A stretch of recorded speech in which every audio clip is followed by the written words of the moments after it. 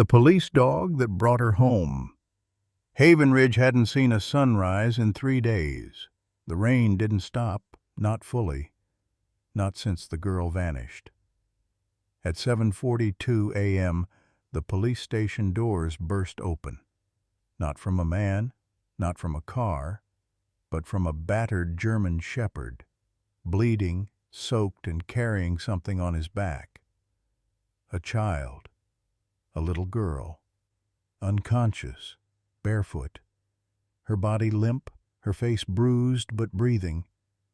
Officers froze, then chaos, then whispers. That's Lyla Carter. And the dog. That's God. That's Koda. The dog collapsed, growling faintly when anyone tried to come near. His eyes locked on the girl, refusing to let her go, not until he was sure she was safe. But here's the thing. Koda was declared gone 5 years ago. And the girl? She's the daughter of the woman Koda once failed to save. What no one knew, what no one wanted to know, was that Koda had never stopped searching. Not for redemption, not for orders, but for the last promise he ever made. This isn't just a rescue story. It's a story about memory, about loyalty, about a hero the world forgot until he came back. It was the kind of morning where the rain didn't just fall. It settled, heavy, relentless, like grief that refused to move on. The floor of the Haven Ridge police station was streaked with wet boot prints, coffee rings, and half-finished reports.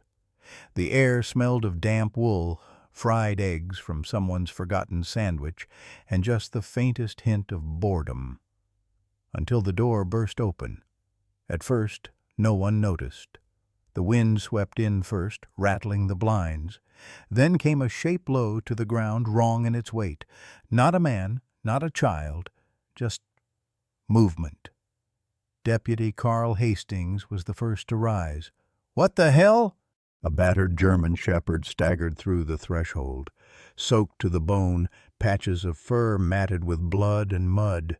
Its legs quivered with every step, and its breathing came in shallow, hoarse pants. And on its back, barely secured by strips of torn denim and what looked like someone's flannel shirt, was the limp body of a little girl. Gasps broke out across the station. "Jesus Christ," someone whispered. "Get the medics," barked Sheriff Dana Willis, her coffee mug shattering against the floor as she rushed forward. The dog snarled low protectively, his legs spread, wobbling but firm. A barrier between them and the child, even as he bled out. "Stand down," Dana ordered the deputies flanking him with cautious hands on holsters. Her eyes widened as she leaned in. That's Lyla Carter." She dropped to her knees. "That's her, the Carter girl, the one missing 3 days." The entire room froze. And then someone said it. Soft, hollow. "That's Koda." The name hung in the air like thunder waiting to strike. Koda, the dog Elise Carter had once trained like family. The dog that had vanished 5 years ago after Elise was murdered and her husband Raymond dropped off the face of the earth.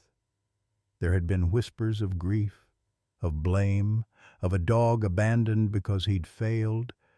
But here he was, bleeding, broken, carrying her child on his back. Paramedics burst through the side entrance, called in from the hospital next door. As they approached, Koda's growl deepened, his tail bristling not from aggression, but instinct, protection. "He's not letting her go," one EMT said, hesitating. Sheriff Willis stepped forward. Her voice gentled. "Koda, it's okay, boy. She's safe now." The dog's eyes, golden, glazed, but aware locked onto hers. He let out a low whine, then slowly, painfully, He sank to the linoleum, his body folding like a collapsing tent. Only then did the paramedics move in, working swiftly to detach the girl from his back. She was pale, hypothermic, small scratches along her arms, bruises around her wrists. Her tiny chest rose and fell barely. "She's alive," the medic confirmed, unconscious, but breathing. A collective exhale filled the room. Koda's head dropped onto his paws. His body shivered once, then went still. But even unconscious, his muzzle faced her. He had followed her scent across God knows what distance, through storms and injury and instinct. Whatever had happened, whatever hell he had walked through, he had not come back for himself. He came for her.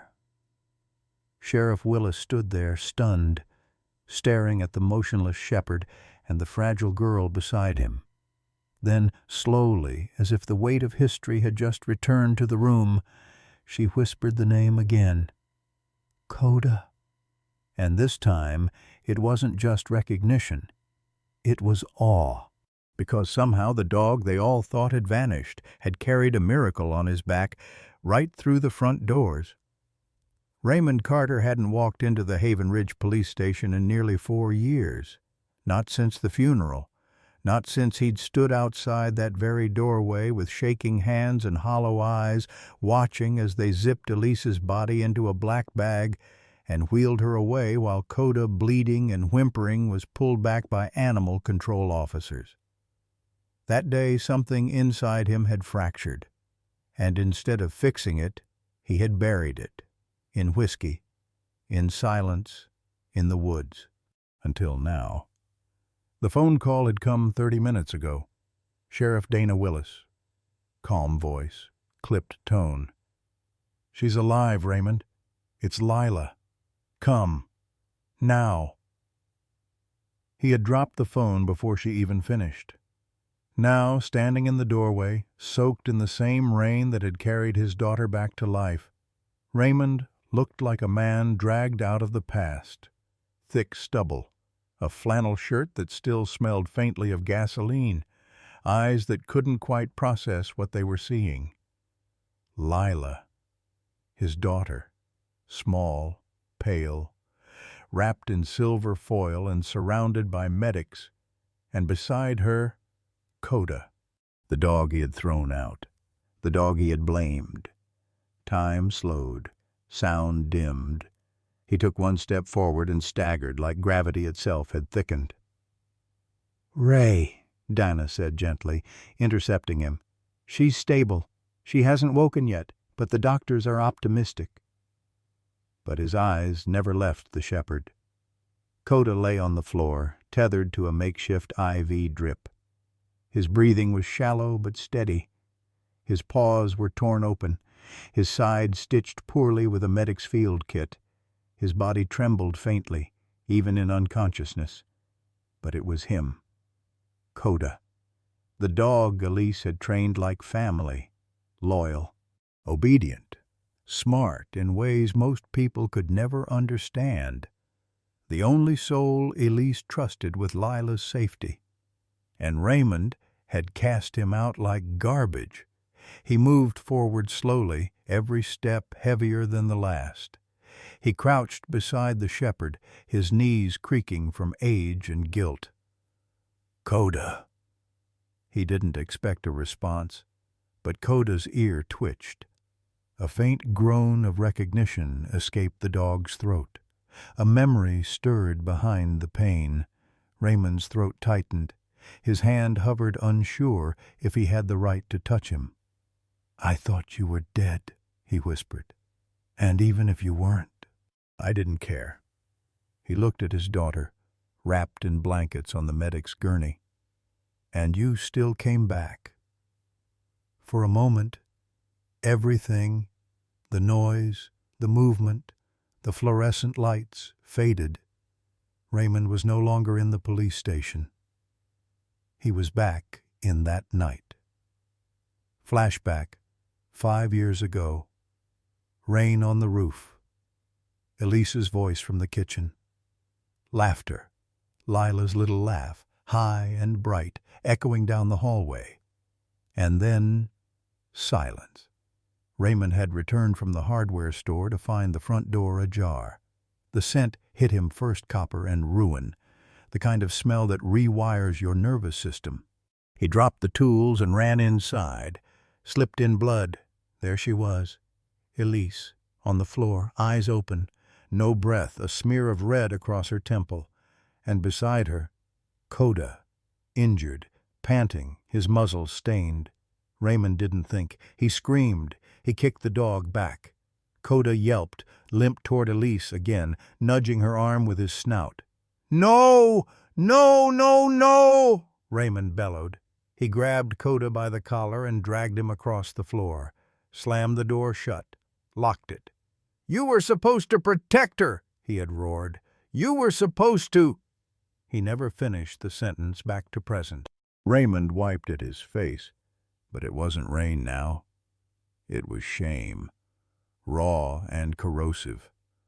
A low groan from the medic's table. Lyla stirred. "Daddy?" His heart caught in his chest. He turned to her voice like a man catching the final breath of a prayer. "I'm here," he said, stumbling toward her. He dropped to his knees again, this time beside her stretcher. She blinked at him, her eyes glassy and confused. Then slowly her fingers reached out, touched his beard. "You came," she murmured. "I never should have let you go," he choked.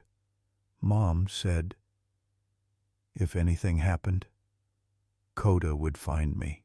Raymond looked back at the shepherd. Koda hadn't moved, but his ears twitched again, like even unconscious he heard the girl's voice. "He did, sweetheart," Raymond whispered. "He did more than I ever could." Lyla smiled faintly. Then her face darkened.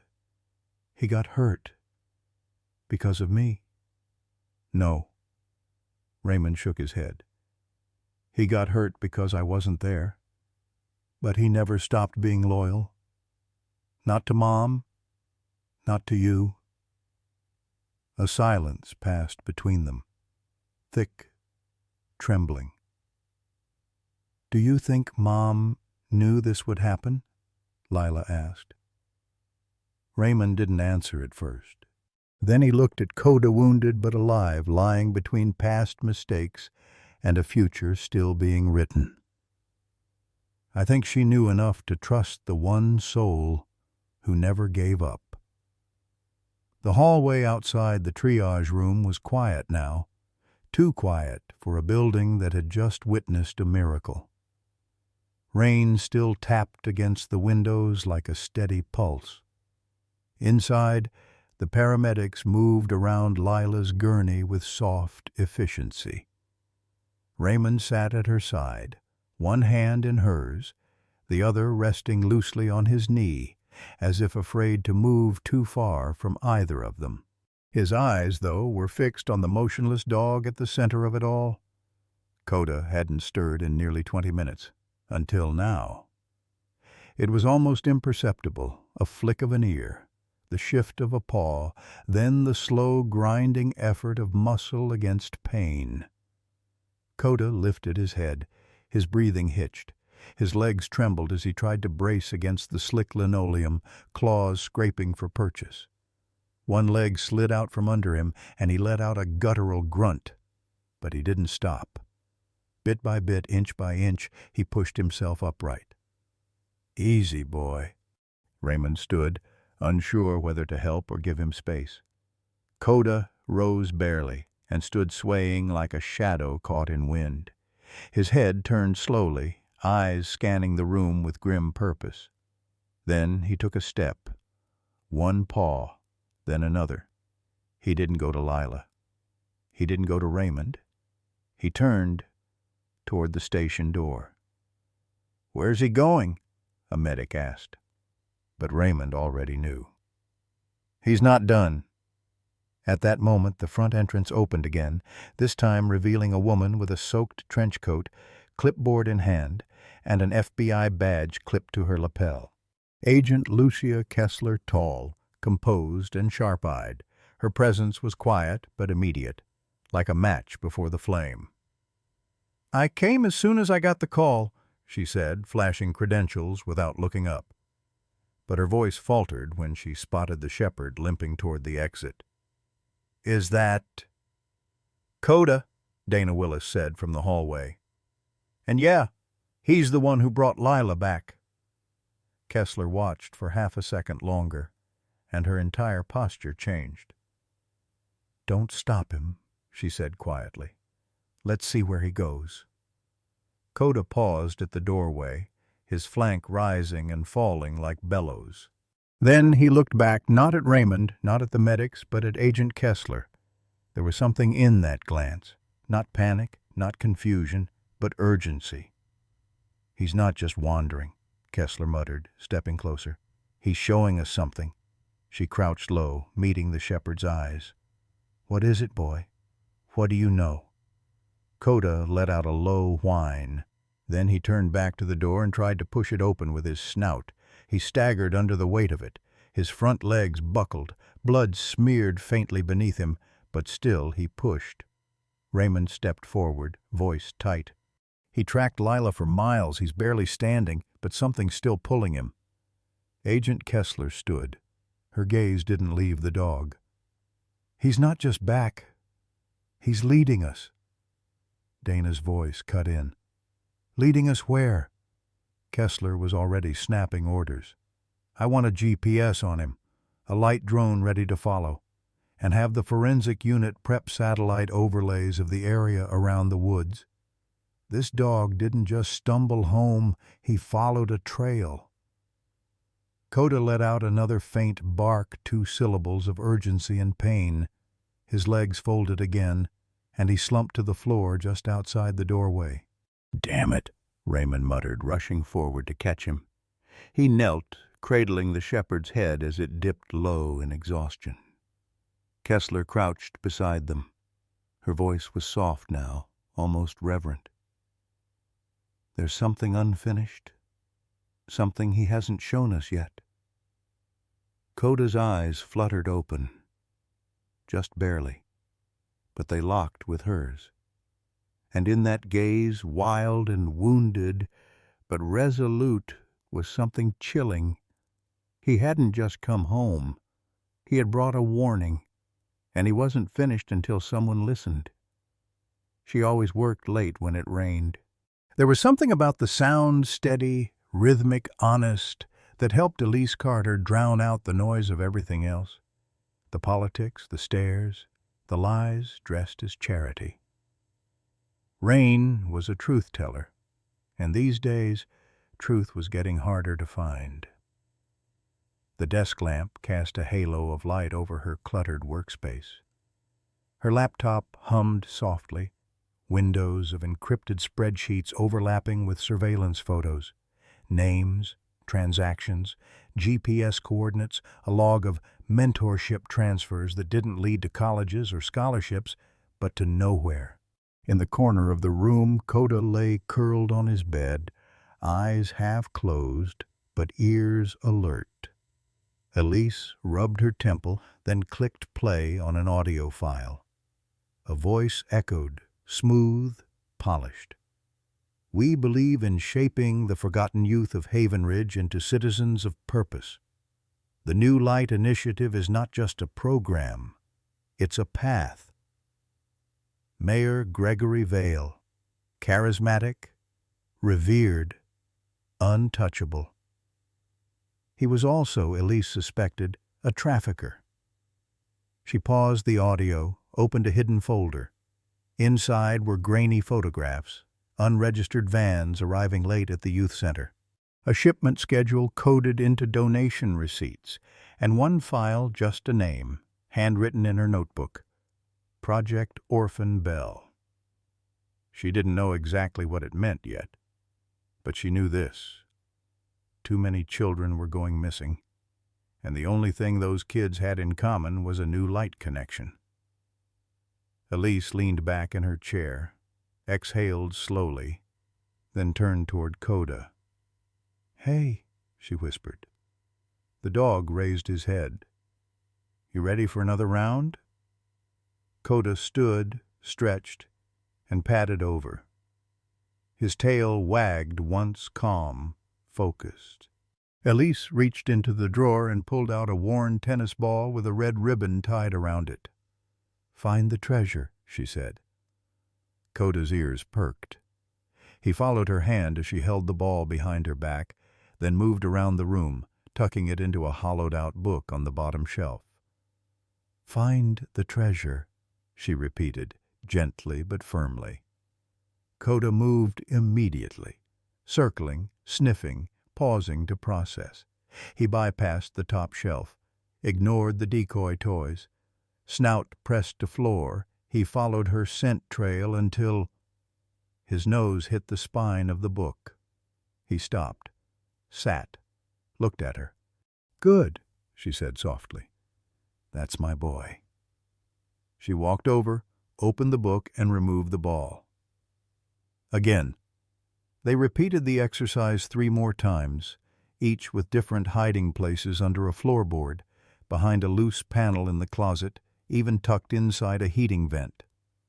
And every time, Koda found it, not just by scent, but by inference, by pattern, by purpose. "Not all treasures bark," she told him once, crouching beside him as he lay panting from the 3rd round. "Sometimes they're hidden where only the faithful look." She didn't say it, but Koda knew. This wasn't a game. It was a mission. Elise stood again, pacing. Her eyes darted toward the framed photo on the mantel. Her and Lyla at the county fair, Koda between them, tongue lolling in the summer heat. She didn't like how the mayor had looked at Lyla during the last youth event, like he was calculating something. She didn't like the way Dr. Ray showed up at the house unannounced, offering free exams for Koda when she hadn't been called. She didn't like that her editor had warned her twice to stop digging, and most of all, she didn't like how much of this was starting to feel watched. Elise turned back to her laptop. She opened a new document.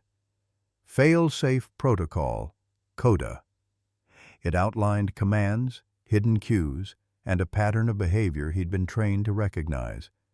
If anything happened to her, if Lyla was ever in danger, if the world stopped listening, Koda would still know what to do. She encrypted the file and uploaded it to a hidden drive. Then she stood, walked to the hall closet, and carefully pulled down a small lockbox. Inside, she placed an SD card, a small voice recorder, and a list of names. She sealed the box, then knelt beside Koda. "You remember what we practiced?" she asked. Koda nuzzled her hand. "Find the treasure means protect first, find later. Got it?" He blinked once, his way of answering. She kissed the top of his head and whispered something only the dog would ever hear.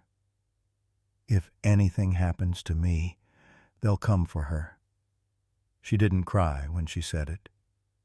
She was beyond tears now. She was building a weapon the world would overlook, and the world would regret it. He never saw the blood until he stepped in it. Raymond Carter had just come back from a hardware run. Nothing unusual.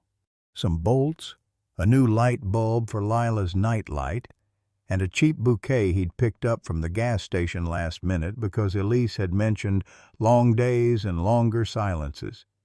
He was planning to surprise her, maybe crack a joke, maybe, just maybe, say I'm sorry for all the things he hadn't been lately. But when he opened the front door, silence met him like a wall. Too quiet.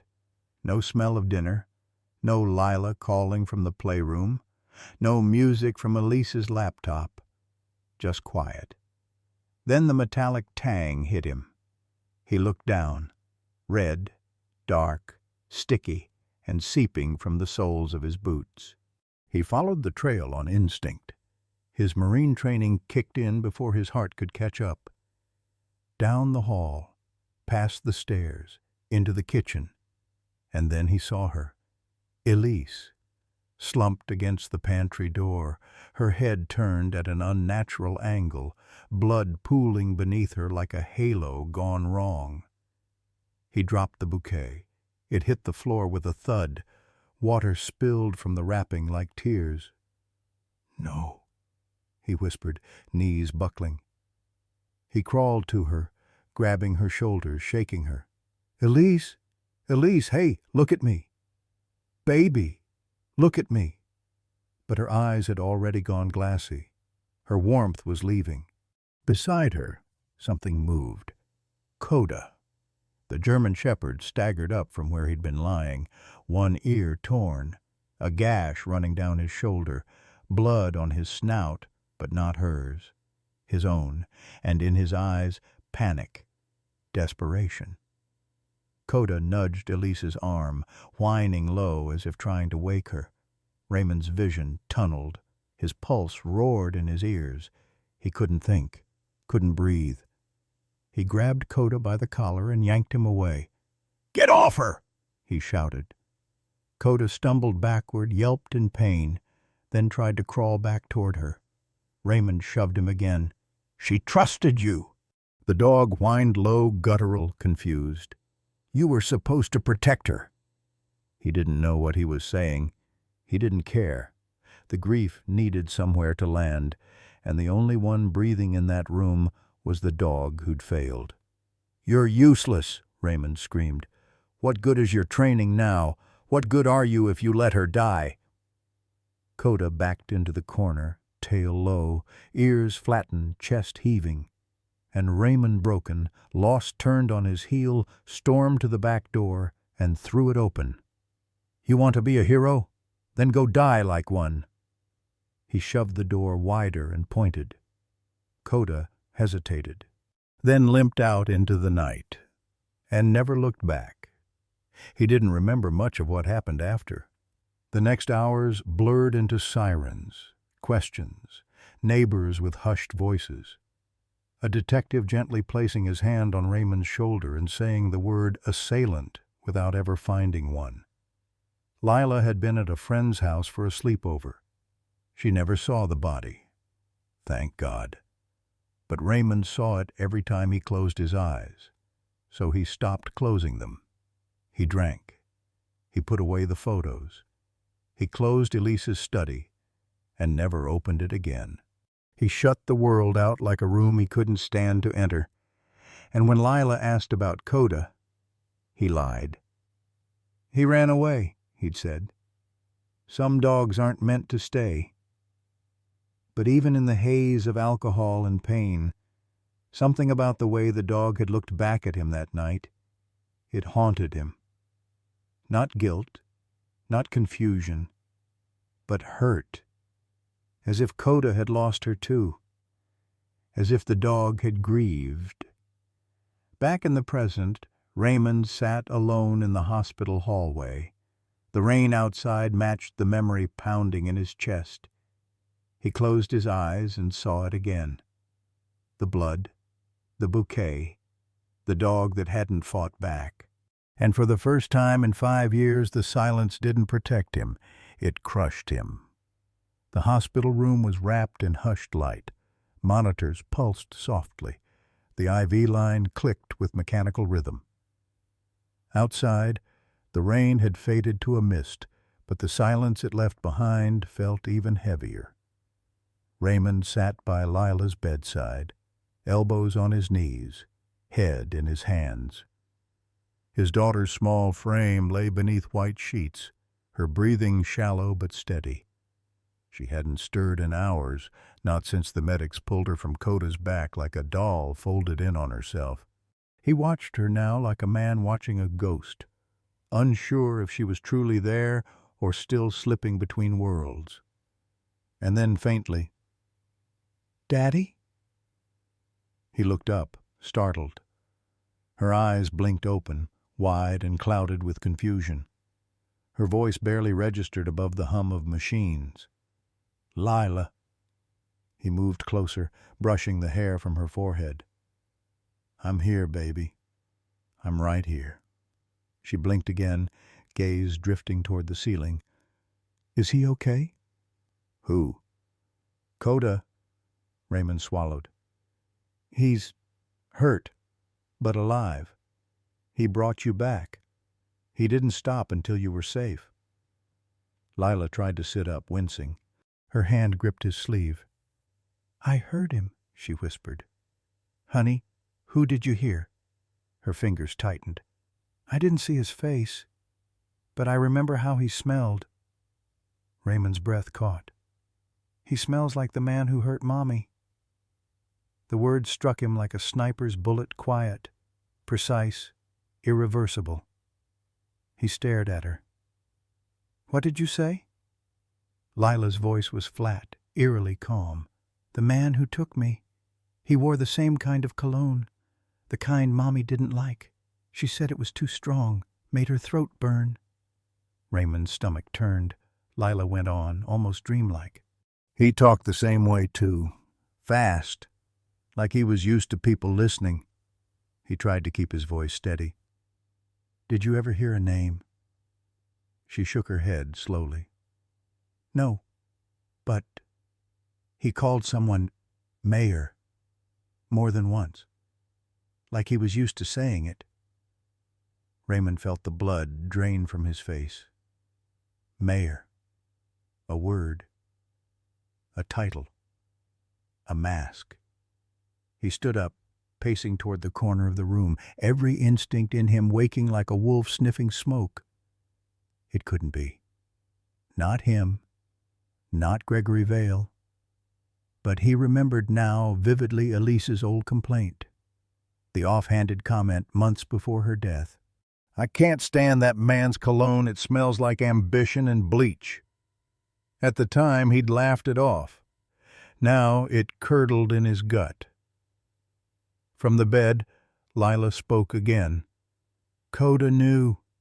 He growled when the man came close, but I stayed quiet like Mommy taught me." Raymond turned, voice cracking. "He came close to you?" She nodded, eyes shining. "He touched my hair, told me I had Elise's eyes. Then he laughed." Raymond gripped the railing of the hospital bed to steady himself. She had been with him.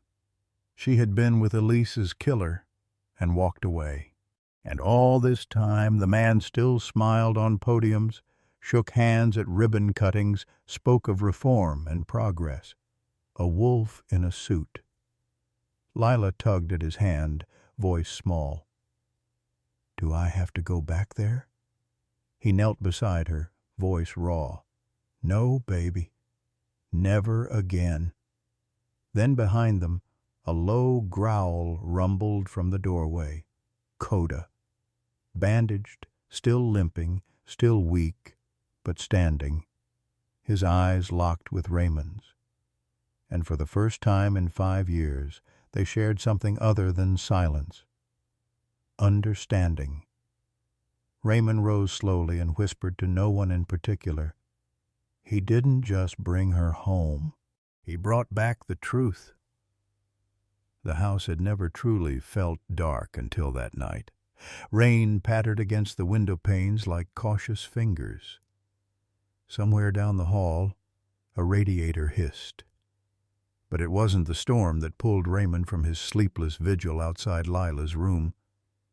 It was the sound of claws, rhythmic, insistent, from the other side of the house.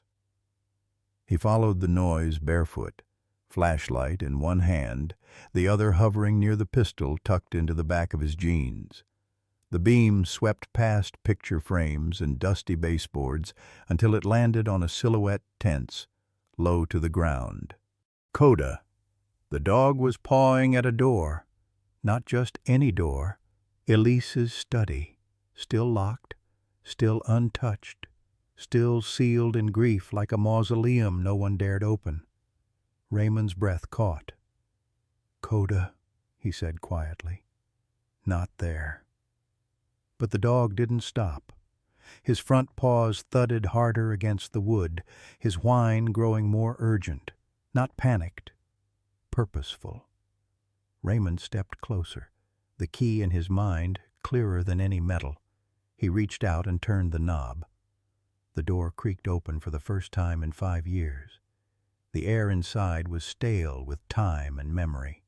Dust floated like ghosts in the flashlight beam. The desk remained as Elise had left it. Notepads stacked in calculated chaos. A framed photo of Lyla and Koda on the corner, a coffee mug ringed with old stains. And yet Koda didn't pause at the desk. He padded straight to the rug in the center of the room. Nose down, body rigid, he began to scratch. Raymond stood frozen in the doorway, a hand still gripping the knob like it might anchor him to a time before loss. But the scraping continued until something beneath the rug gave a dull thud. A floorboard. Raymond moved. He knelt beside Koda, rolled back the woven rug, and exposed the old hardwood beneath. One plank was slightly darker, a faint X etched into the corner. Elise's mark, her shorthand for remember this. He pried it up. Beneath the board was a shallow hollow. Inside, a small dust-covered pouch. His hands trembled as he opened it. A micro-recorder, taped with a note in Elise's handwriting. "If Koda brings you here, listen." Raymond sat on the floor, legs crossed like a schoolboy. He pressed play. The static buzzed for a beat. Then her voice filled the room. "If you're hearing this, something's happened." He shut his eyes. It was her. Alive again. If only for a moment. "I know I've made enemies. I've pushed too far. Trusted the wrong people. But I couldn't ignore what I saw. I couldn't pretend this town was safe just because the right people said so." Her voice was tired, steady, frighteningly calm. "Mayor Vale is not what he seems. Neither is the New Light Initiative. Children are disappearing, not into better futures, but into shadows." Raymond swallowed hard. "If anything happens to me, Koda knows where to go. He knows who to protect. I trained him for this, because I didn't trust anyone else, not the police, not the charity board, and not even you, Ray, not after how distant you became." That last line cut deeper than anything. "I hope I'm wrong. I hope you're hearing this with me beside you, laughing at my paranoia. But if not, follow the dog. He's never lied." The tape clicked off. Silence returned. Raymond stared at the recorder in his palm like it might start bleeding. Koda sat beside him, unmoving. For a long moment Raymond said nothing. Then, quietly, "I blamed you." Koda blinked. "I sent you away. Hated you. But she trusted you more than anyone." Koda didn't move. He didn't need to. Raymond looked at the floorboard, at the tape, and finally at the dog who'd never stopped searching. "She was trying to tell me something I refused to hear." And now? Now he was listening. The clinic still smelled like lavender soap and antiseptic. Same check-in bell, same wicker basket of dog treats by the door, same framed photo of Dr. Vivian Ray on the wall, her white coat crisp, her hand resting proudly on Koda's head back when he was younger, before the blood, before the betrayal, before the story split in two. Raymond stood in the doorway of the exam room, shoulders stiff, eyes wary. Koda was beside him, tail still, ears slightly back, alert, not at ease. Vivian entered with a warmth that felt just a fraction too polished. "Ray," she said, brushing a strand of gray-streaked hair behind her ear. "It's been a long time." "5 years," he replied. She glanced at Koda. "And yet here he is, war-worn, but back on his feet. I never thought I'd see him again." Koda's gaze never left her. Raymond noticed it. Not the relaxed stare a dog gives a familiar friend, but the narrowed eyes of an animal cataloging scent, movement, tone. Vivian approached slowly. "May I?" She extended her hand, palm down, fingers relaxed. Koda didn't move. Then, low and quiet, a growl rumbled from his chest. Raymond placed a hand on Koda's back. "Easy." But the growl deepened, not loud, not aggressive, controlled, focused, a warning. Vivian froze. Her smile faltered just a bit. "He remembers," she murmured, voice tight. Raymond watched her carefully. What would he be remembering, exactly? She turned to him with a wounded look. "Ray, I was there after Elise died. I helped sedate Koda when he wouldn't let the paramedics near her body. Don't you remember? He was covered in blood, in shock." He did remember, but not like that. He remembered Koda trying to protect Elise. He remembered shoving the dog away in grief and rage. He didn't remember Vivian ever being inside the house. "You said he was too aggressive to keep," she added softly. "You told me to find a shelter that would take him. And I did. I thought I was helping." Raymond's jaw tightened. "You told me the shelter was in Rockfield." "Yes." "I called them," he said. "Last night." Vivian blinked. "They said they never had a dog named Koda. No German shepherds logged during that time." A beat of silence, then another. Vivian's smile returned, but it no longer reached her eyes. "It was 5 years ago, Ray. Records get lost. People move on." Raymond stepped forward. "You didn't send him to Rockfield." "I don't recall." "You lied."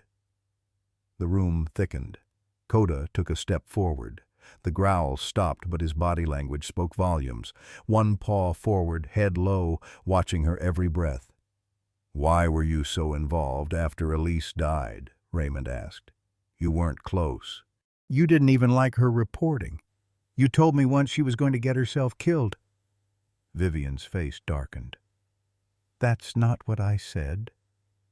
"You said she was digging too deep, stirring things she didn't understand."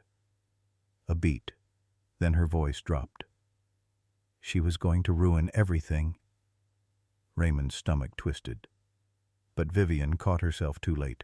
She straightened, smoothing her coat, masking the slip behind professionalism. "I mean, she was risking her safety. You both were. For what? The mayor's golf buddy has offshore accounts? That's not worth dying for." Raymond didn't speak. Koda didn't move. Vivian cleared her throat. "Look, if you want me to check his wounds, I still can. He looks like he's healing well, but there could be internal—" "No," Raymond cut in. "We'll find another vet." He turned to leave, but paused at the door. "She said to trust the dog," he said, not looking back. "Funny. She never said that about the people." Then he opened the door, and Koda walked out, first head high, quiet, but sure. The satellite feed blinked to life in the war room. Agent Lucia Kessler leaned over the monitor, one hand sifting through the grainy overlays of Haven Ridge's surrounding wilderness, the other clutching a USB drive marked simply, "Koda Path." She had spent hours stitching together drone captures, thermal heat traces, and geospatial data. And now it was there, in plain sight. A trail barely visible to the naked eye, a jagged path winding through the densest part of the forest east of town, the place locals called Crow's Spine. Not even hikers ventured that deep anymore. Too many drop-offs, too many legends of broken ankles and missing campers. Lucia leaned back, eyes narrowing. "You really bled your way home?" she whispered, watching the crimson-stained path snake through elevation contours. Behind her, a rescue team suited up in silence. Dawn hadn't yet broken when the convoy of black Suburbans pulled off the fire road. Tires hissed on wet gravel. Fog hung low and thick, coiling around the pines like breath withheld. The air smelled of moss and old secrets. Lucia stepped out first, flanked by 2 tactical agents and a canine specialist. Koda emerged last, already tugging on his lead, nose low, posture taut with familiarity and focus. Raymond followed, boots crunching softly beneath him. His eyes flicked to the tree line guarded, suspicious. He knew this terrain, knew how it could deceive you. The forest didn't need to roar to be deadly. Sometimes it whispered. The team moved in a staggered V formation, letting Koda lead. Every now and then he'd stop, sniff the soil, then press forward, limping slightly on his back leg, but determined. He wasn't searching. He was remembering. There, Kessler pointed suddenly. The underbrush was disturbed bramble broken, bark scratched. A muddy footprint, half faded but clearly human. And beside it, a smaller one, child-sized, Lyla's. Raymond felt his throat tighten.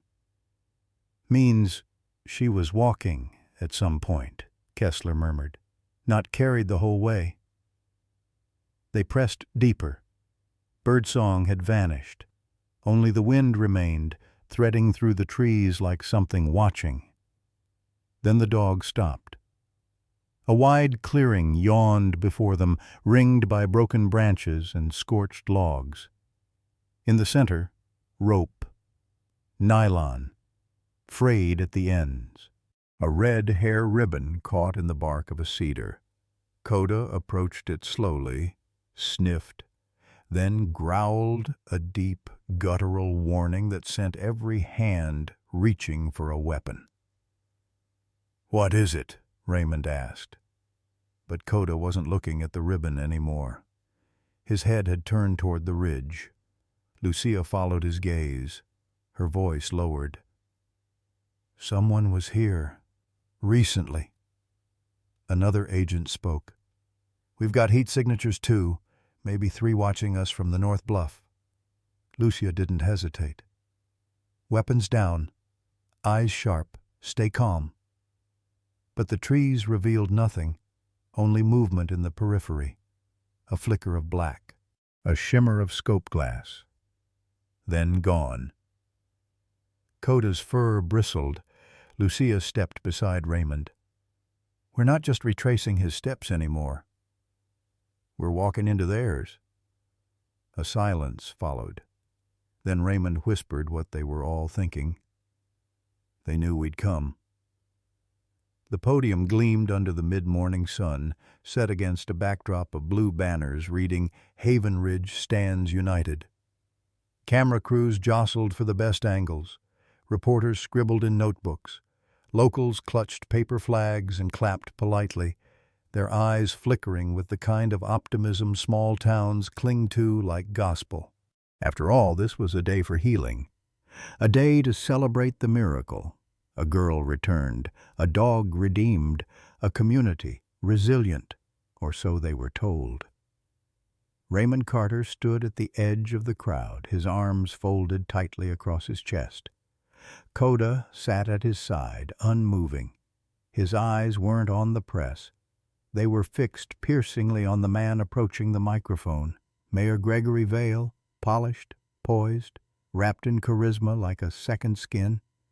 The kind of man who could make a room applaud without saying much at all. Vale adjusted the mic, voice steady, smile rehearsed. "This town has endured its share of heartache," he began, "but today we celebrate a return, a homecoming, and we thank the brave men and women of law enforcement, the tireless volunteers, and the resilience of one very brave child." Applause rippled across the square. He continued, "And let's not forget our four-legged hero, Koda." He gestured to the German shepherd, who remained still, tail rigid as stone.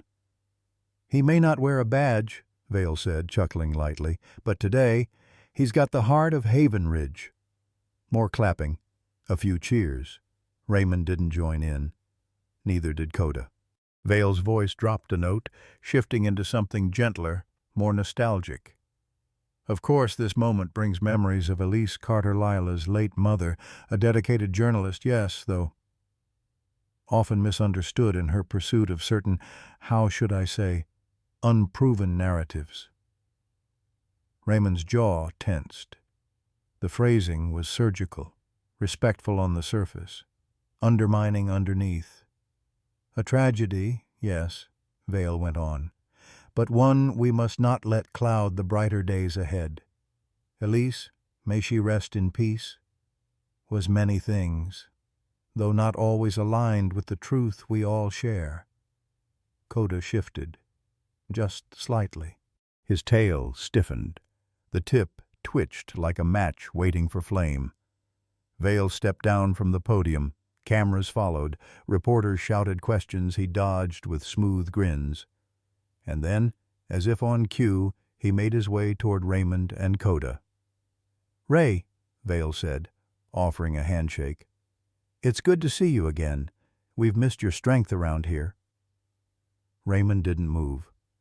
Koda rose slowly to his feet, not with aggression, with something colder, steadier, recognition.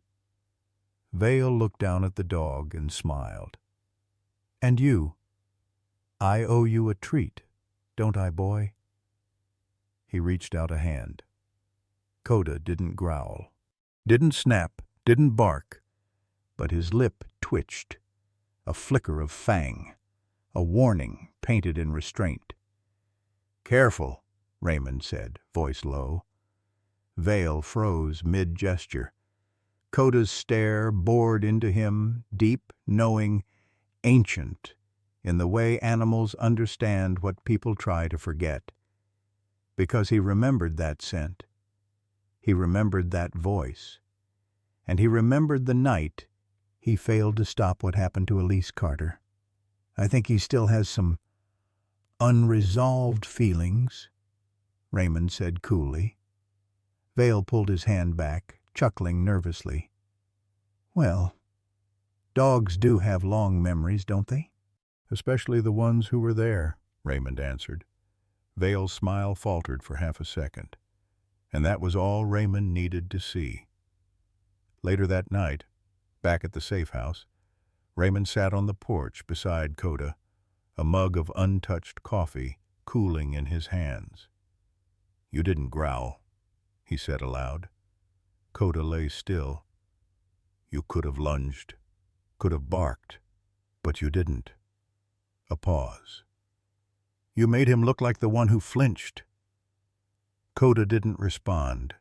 He didn't need to. In the silent space between man and dog, an unspoken vow tightened hard as bone, sharp as memory. The man who smiled for the town, he was smiling because the town didn't know the truth, but the dog did, and he would not forget again. The farmhouse felt too quiet. The kind of quiet that didn't belong in a house holding a rescued child, a wounded dog, and a man who had forgotten how to hope. Lyla sat on the edge of the bed, legs swinging slightly, bandaged fingers playing with the hem of her sweatshirt. Her eyes, once wild with trauma, had softened, but not by much. She still startled at sudden sounds, still clutched Koda's fur like a lifeline. Raymond watched her from the doorway, arms crossed, trying to believe she was safe now. The knock came gently. 3 soft raps. Then the voice. "Raymond? It's Vivian. I thought I'd check on the girl. Make sure there's no internal swelling." He didn't answer right away. Dr. Vivian Ray pushed the door open, her self-white coat crisp, smile gentle, stethoscope looped neatly around her neck. Too neatly. "Lyla," she cooed, "you must be so brave." Lila's hands froze. Her breath hitched. Koda, resting by the bed, opened his eyes. Then Lyla whispered, almost inaudibly, "That smell." Vivian moved closer. "I won't hurt you, sweetheart. Just a few questions and maybe a quick check." "No." Lyla backed up until her shoulders hit the headboard. "It's her. The smell. It's her."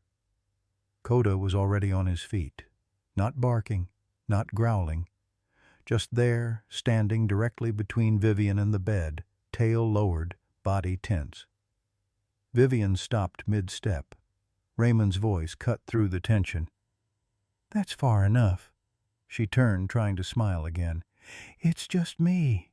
I've treated Koda for years, you know that." "And he just told me everything I need to know." Vivian blinked, offended. "You're going to trust a dog over a doctor?" Raymond stepped forward. "No, I'm going to trust my daughter. She remembers a smell from the bunker, and it wasn't bleach or metal." A pause. "She remembers you." Koda didn't budge. His head lowered ever so slightly.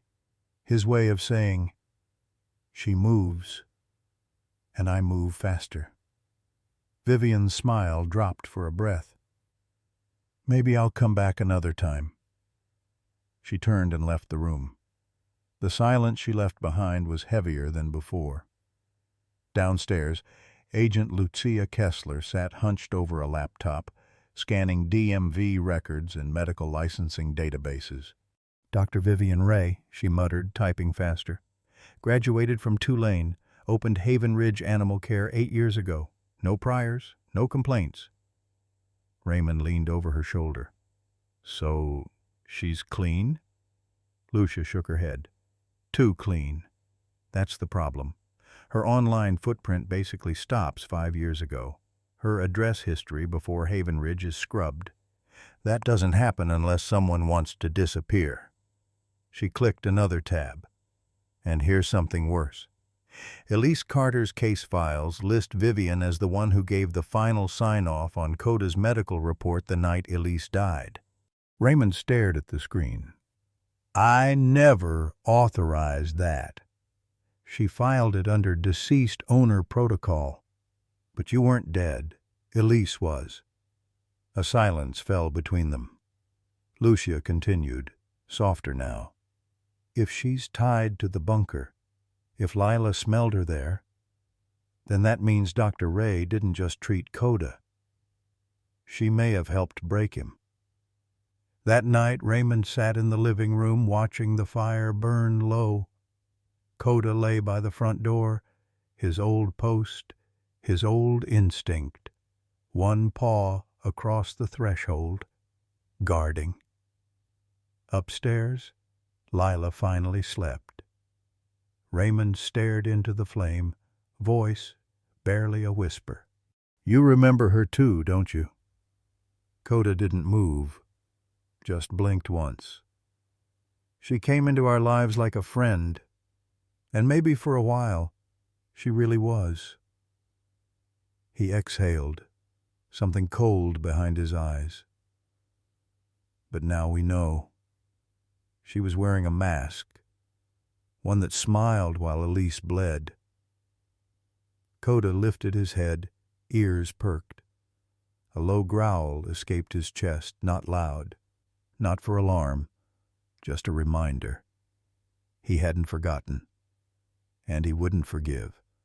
The farmhouse had gone quiet again this time, not with tension, but with something gentler, a fragile kind of peace that only comes when a child has finally fallen asleep.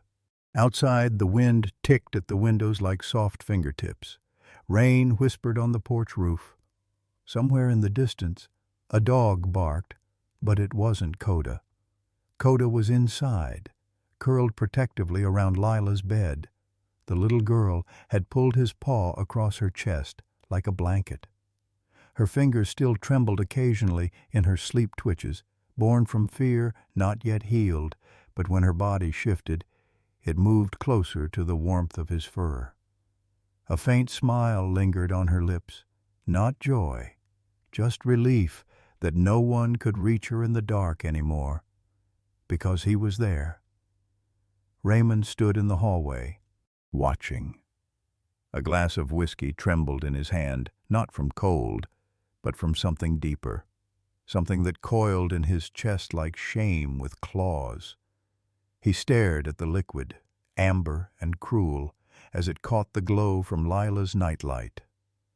5 years ago, this had been his salvation, the one thing that could blur Elise's blood from his hands, the one comfort that demanded nothing in return. But tonight it felt like poison.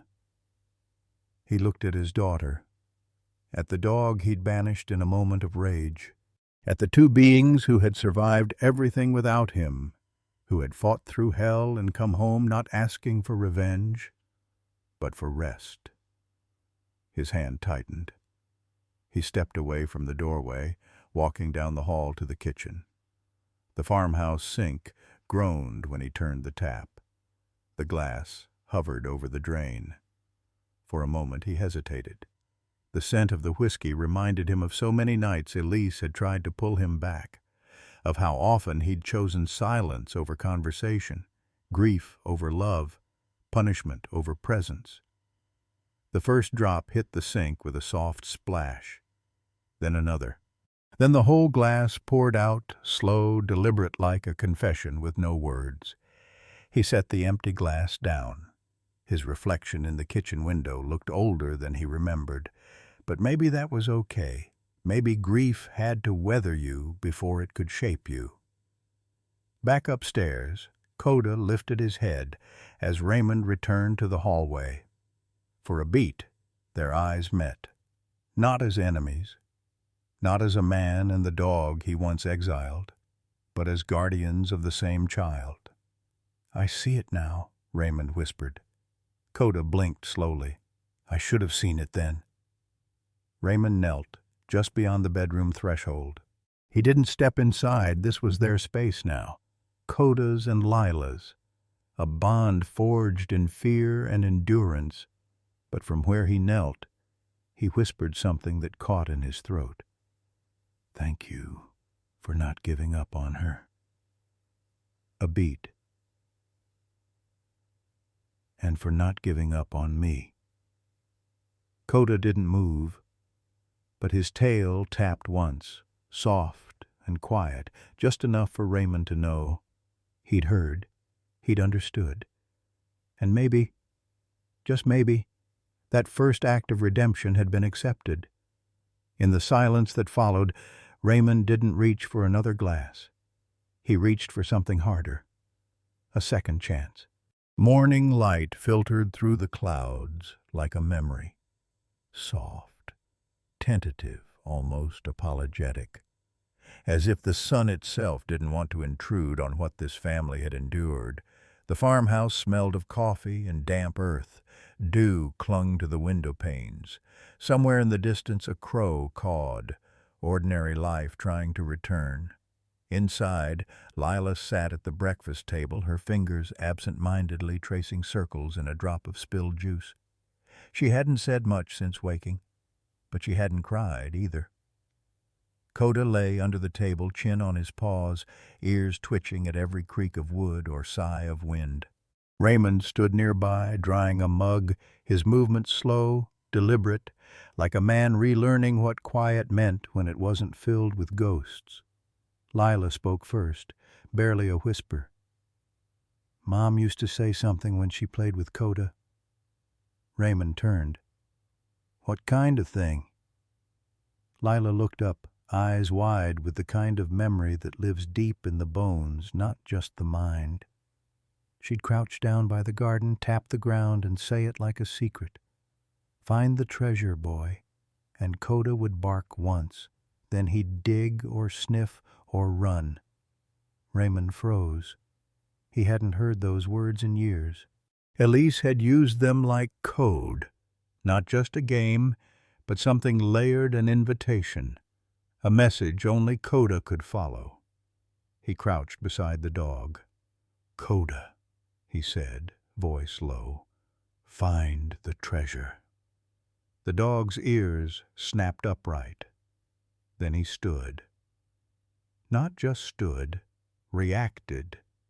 His body tensed like a wire pulling tight, nostrils flaring. He turned sharply, nose grazing the air as if catching a scent buried beneath memory itself. Without hesitation, Koda bolted toward the back door. Raymond was already on his feet. "Lyla, grab your shoes." She didn't question him.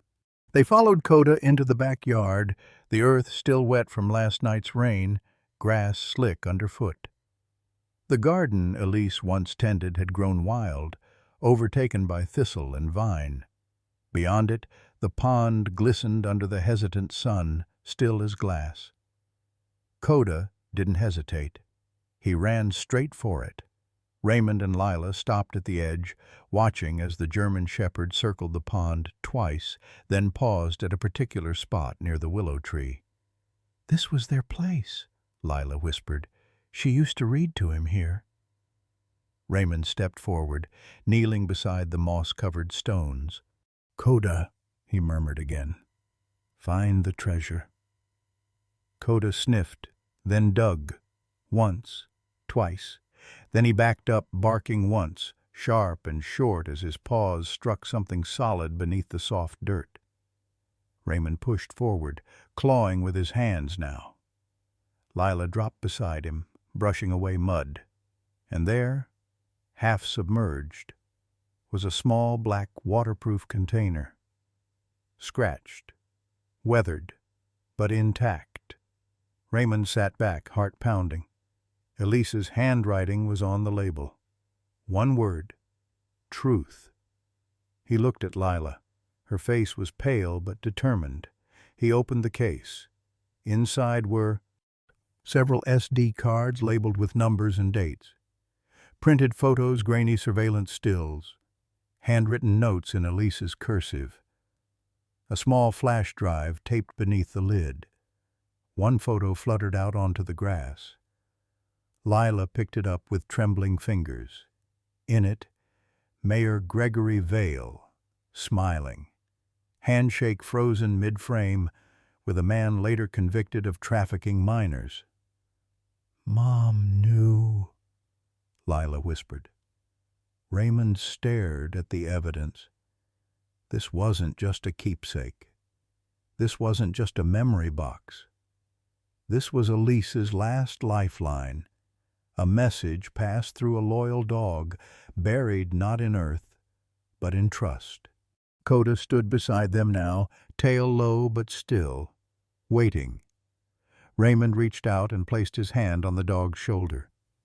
"You didn't forget." The wind rustled the willow leaves gently, and beneath it 3 hearts beat as one, not broken, but awakened. The wind had stilled. Even the trees surrounding the pond seemed to lean inward as if holding their breath. Raymond crouched by the water's edge, the photo of Mayor Vale still clutched in his hand. The mud-covered case lay open beside him, already a bombshell, already enough to ruin reputations. But the look in Koda's eyes said, "There's more." Lyla stood beside the willow, hugging herself against the morning chill. Her voice was small but unwavering. "He's not done." Raymond turned. Koda had stepped closer to the pond now, nose low, eyes fixed not on the ground, but the still water itself. His paws sunk slightly into the soft earth as he inched forward, his focus sharpening into something primal. "What is it, boy?" Raymond asked. And then, without warning, Koda leapt. A clean arc into the pond, slicing through the mirrored surface like a whisper through glass. Lyla gasped, stepping forward instinctively, but Raymond held her back. "Let him." They waited. 10 seconds. 20. A ripple. Then nothing. Raymond's heart hammered. Koda wasn't a young dog anymore. The water was murky, cold. Too cold for this time of year. Then another splash. Koda surfaced, coughing out water, eyes blinking. He paddled to shore, but his jaws were empty. He shook and turned back toward the center. "Again?" Raymond whispered. Koda dove once more, this time at a sharper angle, closer to the willow's hanging roots. Bubbles rose. A minute passed. Still nothing. Lyla clutched Raymond's sleeve. "He knows something's down there. Mom must have—" But her words trailed as another splash erupted near the center. Koda surfaced again, gasping, circling back, determined. Raymond dropped to one knee, calling softly, "Come on, boy. One more time. One last dive." Koda looked back and dove, this time deeper. The pond, once still and reflective, now roiled with movement. Koda's silhouette disappeared into the silt and shadow. The seconds stretched thin, brittle. Then he broke the surface. Jaws clenched around something metallic, rectangular, heavy. He paddled back with slow, deliberate strokes, muscles straining. Raymond rushed into the water to meet him, soaked to the thighs, lifting the object from Koda's teeth. It was a waterproof metal case, larger than the first, the kind used by journalists or intelligence officers to transport sensitive materials, scratched but sealed. Raymond waded back, heart pounding. Lyla dropped to the ground as he opened the latches one by one. Inside, a series of audio files labeled in Elise's voice. E01 Vale Intro, E07 Crow's Spine Meeting, E10 Final Warning. A spiral notebook, water-damaged but legible, filled with transcriptions and hand-drawn maps. A stack of printed photographs. And beneath it all, a flash drive, labeled in Elise's handwriting, "If I don't come back." Raymond's hands shook as he pulled the photos free. The first image hit like a bullet. Mayor Gregory Vale. Arm around a man identified in an FBI red notice leader of a now dismantled child trafficking syndicate based in the South. Another photo, Dr. Vivian Ray. Smiling, standing beside Vale at a fundraising gala labeled "New Light, Changing Young Lives." The next, a child's bunk room, cement walls, numbered beds. Lyla turned away. Raymond couldn't. He swallowed hard, fighting the burn in his chest. These weren't suspicions anymore, warnings, theories. This was truth. Filthy, irrefutable truth. He looked down at Koda, who now lay beside the case, soaked, panting hard, but eyes still alert. "You carried this," Raymond whispered, "all this time." Koda blinked slowly, pressing one paw against the open case, as if anchoring the moment in place. Not just evidence. This was Elise's voice, her eyes, her mind resurrected by the one being who never stopped searching. Raymond's voice broke. "I told you to leave, and you still came back to finish what she started." Lyla knelt beside him, tears streaking her face. "What do we do now?" Raymond stared at the drive, then toward the town beyond the trees. "We make sure Haven Ridge hears her," he said, his voice steadier now. "We let them hear her scream." Behind them, the wind returned soft, but carrying the faintest rustle, like the pond itself whispering, "She knew you'd listen. Someday." The rain returned by nightfall, soft at first, then steady, like a slow drumbeat announcing something inevitable. Inside the house, the warmth from earlier had thinned. The lights felt too bright, the walls too quiet. Raymond sat at the kitchen counter, the waterproof case locked and stored beneath the floorboards. Lyla had fallen asleep on the couch, Koda curled at her feet, his breathing slow but watchful. Agent Lucia Kessler stood by the window, her arms folded, eyes scanning the front yard like a hawk nesting on a fault line. "We're sitting on a bomb," she muttered, almost to herself.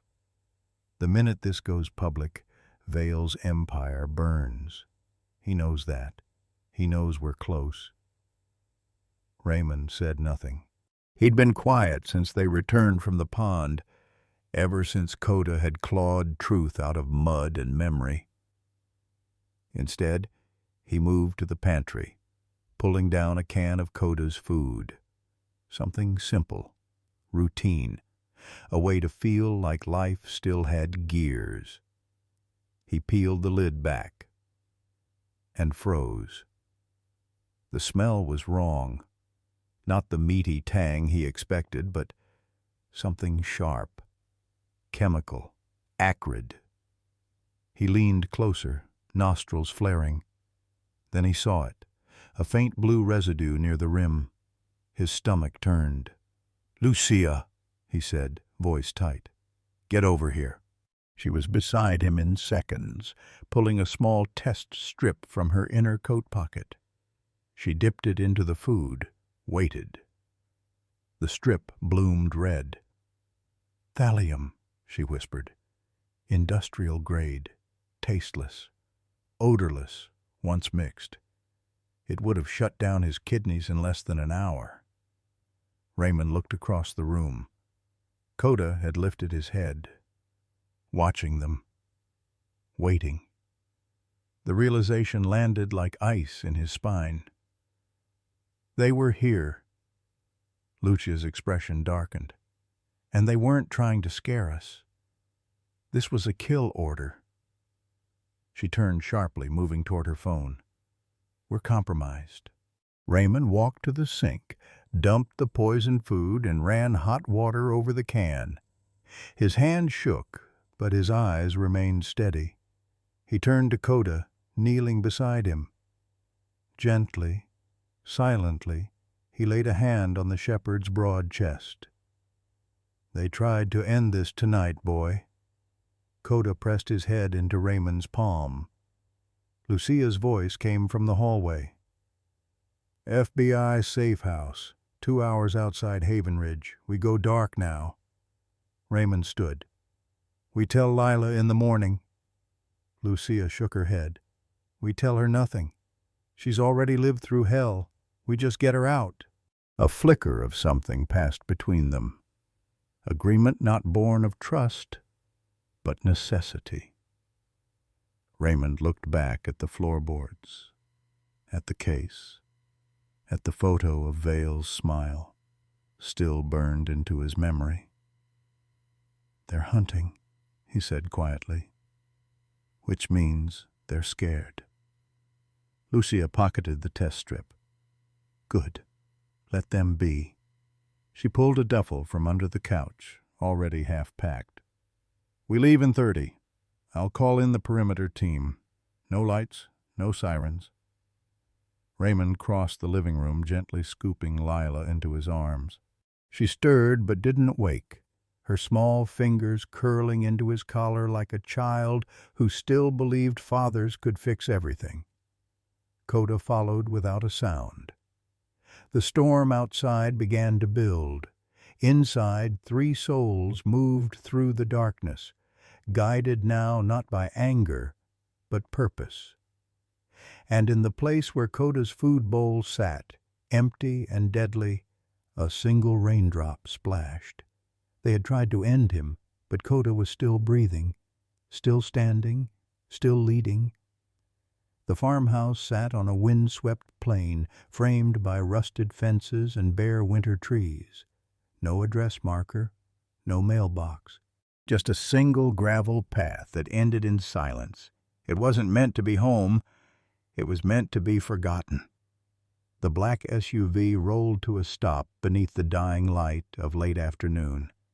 Raymond stepped out first, eyes scanning the landscape like an old soldier on foreign ground. Behind him, Lyla clutched her stuffed bear and the hem of her father's jacket. Koda limped last, his steps slow but steady, nose twitching at the unfamiliar air. Lucia Kessler spoke into her comms. "Team Charlie, perimeter sweep. Set up infrared triggers. No vehicles in or out unless cleared by me."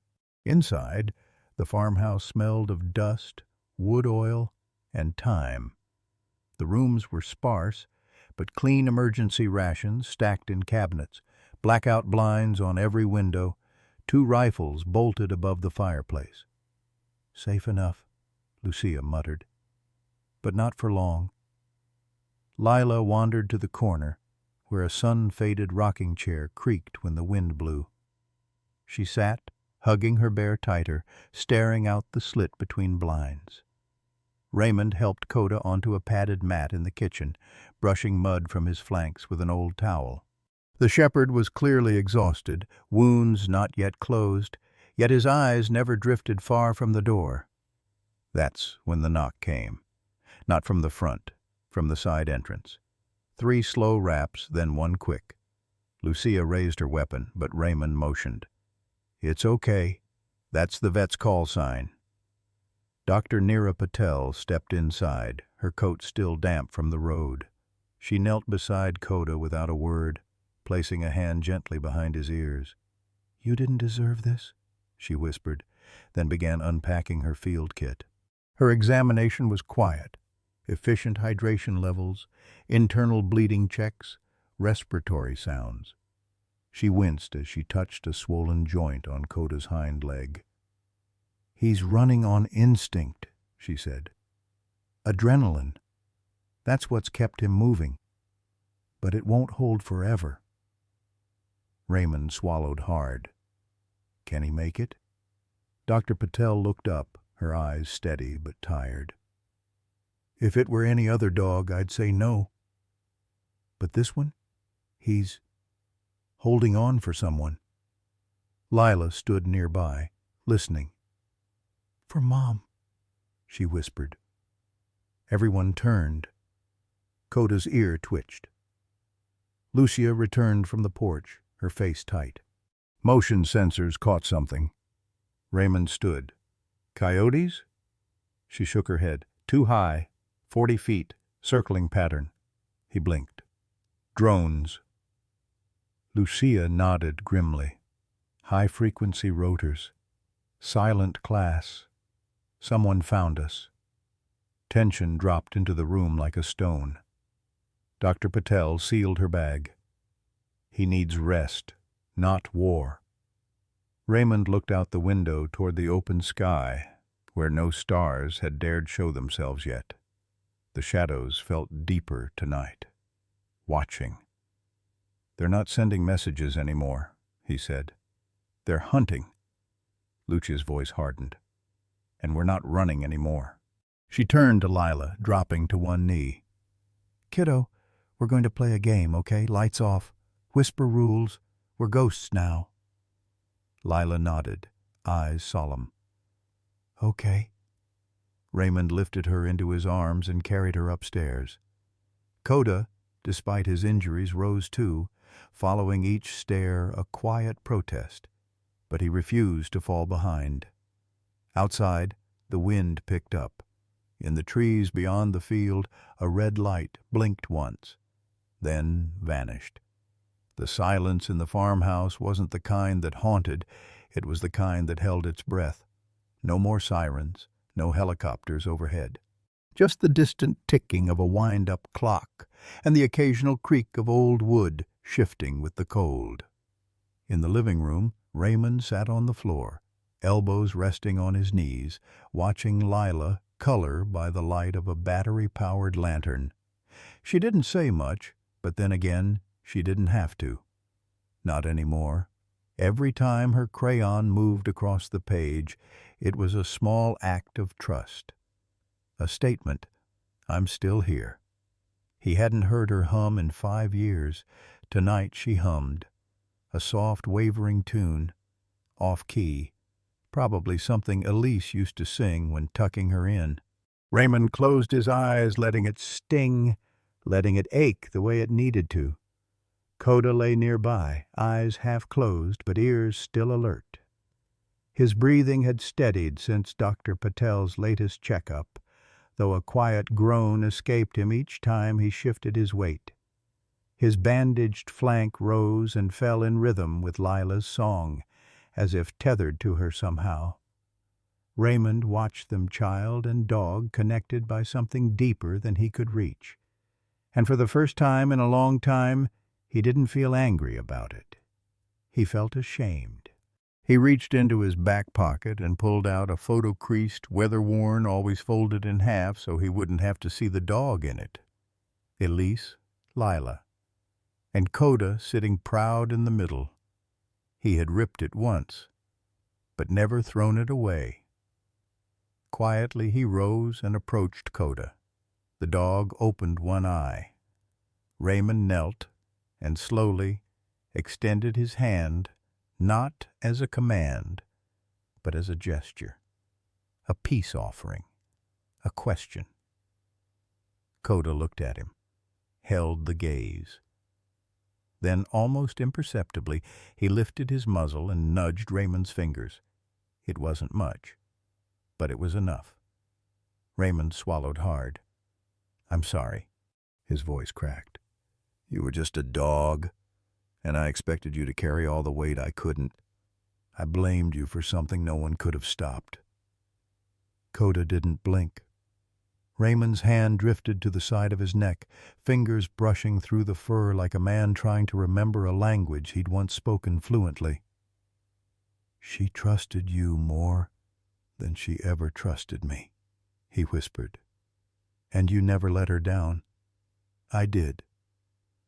Koda let out a low breath, not a growl, not a sigh, just presence. "You still watch her spot on the porch," Raymond said. "Even now." He nodded toward Lyla. "And you came back for her, even when no one came back for you." A small voice interrupted them. "Dad?" Raymond turned. Lyla stood in the doorway, holding a blanket too big for her shoulders. She looked at Koda, then at her father. "Can you help me tuck him in?" Raymond smiled gently, tears silently blooming behind his eyes. "Of course." Later that night, Koda lay curled in a nest of pillows and blankets, Lyla's stuffed bear tucked under his paw. The little girl rested beside him on a mattress pulled down from the guest bed, her fingers twined in his fur. Raymond sat at the foot, watching them both. He didn't need to speak, didn't need to confess every wrong. His presence was the apology. His silence was the vow. Before sleep claimed him on the couch, he pulled out the photo again. This time he unfolded it fully, smoothed out the crease, laid it flat on the coffee table. 3 faces stared back. Tomorrow he would add a 4th. The farmhouse slept beneath a blanket of silence. Outside the wind had quieted, and even the insects seemed to have vanished. It was the kind of stillness that didn't calm, it warned. Inside, Raymond stirred on the couch, instinct humming just beneath the surface of his rest. His hand twitched toward the rifle propped beside the armrest. And in the hallway, Koda lifted his head. His ears flicked, his nose twitched. Then a low growl. Not loud, not aggressive, but ancient, primal. Out on the dirt road, just beyond the fence line, 3 black SUVs idled with headlights off. No sound. No flash of brake lights, just movement, dark silhouettes spilling into the grass like ink in water. Inside the barn's rafters, a silent drone hovered, watching, recording, waiting. Koda rose unsteadily to his feet, bandages tugging at sutures. He winced, but didn't falter. His paws moved across the floor like shadows, quiet, deliberate. He nudged open the door to Lila's room, where she slept soundly under the weight of trust. Her hand still rested on his worn collar. He leaned in, licked her cheek once. She stirred, murmured something unintelligible, and rolled to her side. He didn't want her to see this. Not again. The farmhouse door clicked.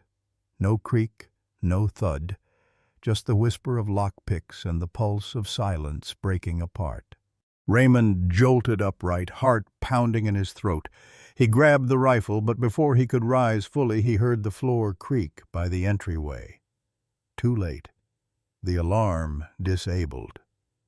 3 figures entered, 2 masked men in tactical black, one in a white coat, her face partially obscured by a scarf.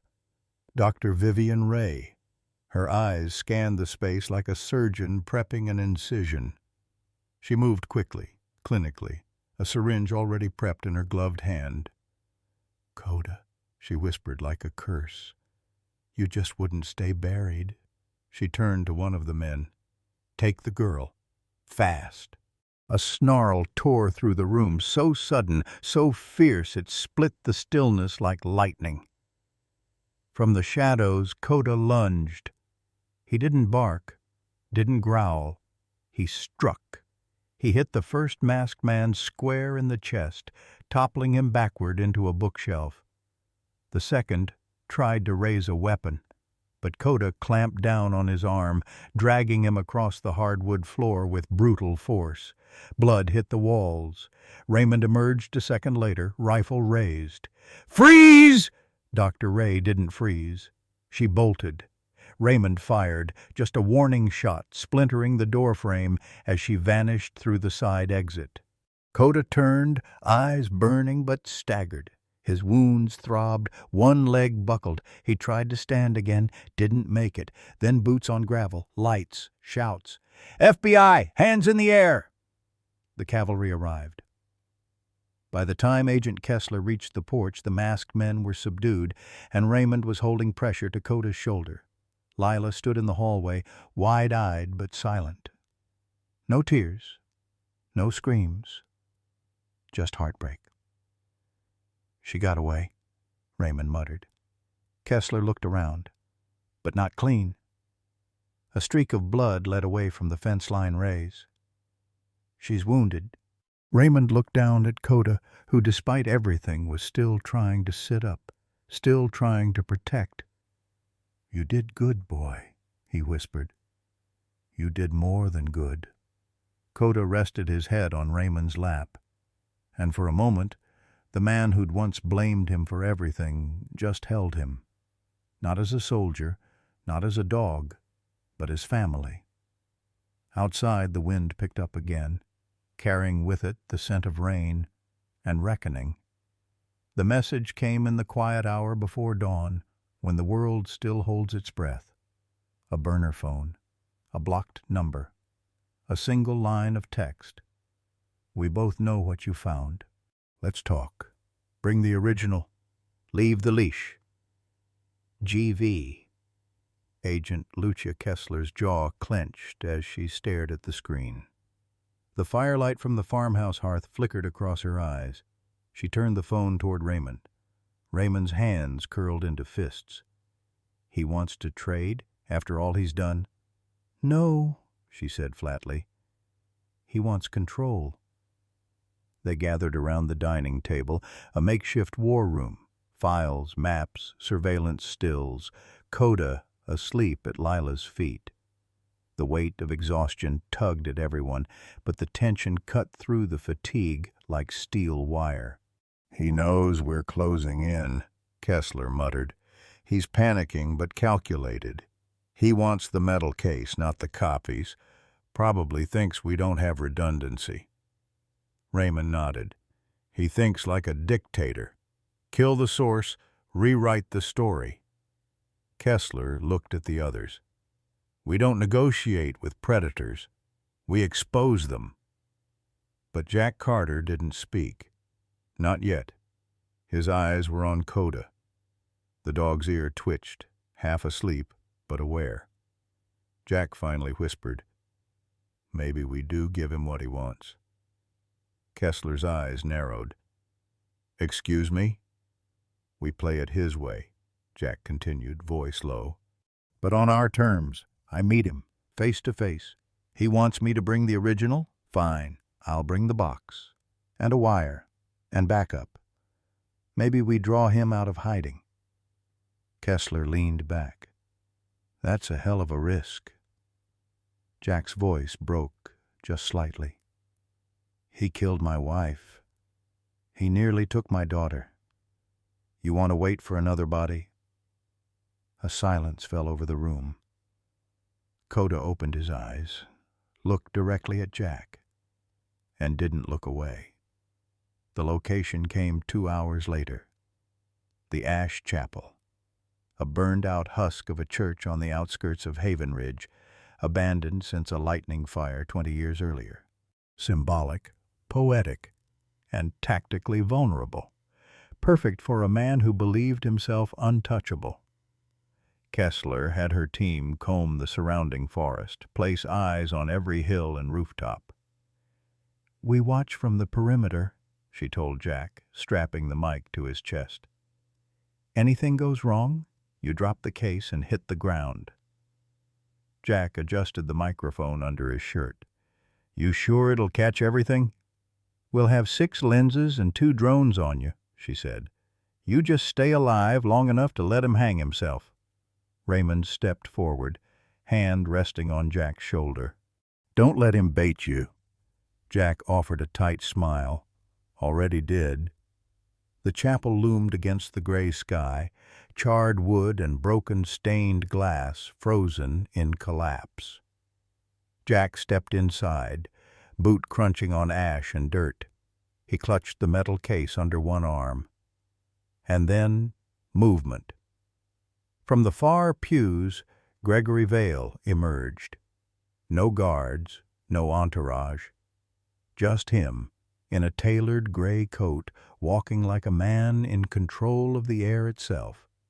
"Jack Carter," he said, voice as smooth as polished marble. "You haven't changed a bit." Jack didn't answer. Vale's eyes drifted to the case. "You brought it." "I admit I'm surprised. Thought you'd try to outmaneuver me." "I did," Jack said. "I'm standing here, aren't I?" Vale chuckled. "You never understood, did you? What your wife uncovered, it wasn't some underground ring. It was order, restoration. We were creating a system the world needed." "You were selling children." "We were removing them from chaos," Vale corrected. "She saw rot. I saw rebirth." "You killed her." Vale's expression didn't change. "She made her choice." Behind the stone columns outside, Kessler whispered into comms, "Hold positions. Wait for the signal." Inside, Jack stepped forward. "You want the case? Here it is. But you're going to answer for what you did." Vale's smile faded. "You think this ends with courtrooms?" he hissed. "You think this is about justice? Justice is a word for people who've never had to lead." Jack dropped the case onto the altar. The sound echoed like a gavel in the silence. "You're not leading," Jack said. "You're hiding." Outside, Koda shifted at the edge of the tree line, his body low, eyes fixed. Then something moved beneath the chapel. A sound, a click, and Vale grinned. "You were never the target," he whispered. "This chapel's built on a tunnel network. While you were listening, I was exiting." Then a sharp whistle, 2 notes, and everything erupted. "Go!" Kessler barked into the comms. Agents stormed the perimeter. Vale vanished through the floor hatch, disappearing into the darkness. Jack rushed forward, too late. Only ash remained where the predator once stood. Outside, Koda bolted past the agents, tail stiff, nose to the ground, into the tunnels below. The hunt wasn't over. Not yet. Ash clung to the ruined pews like memory. The scent of old fire and damp rot hung in the air, heavy and unmoved like breath that never quite exhaled.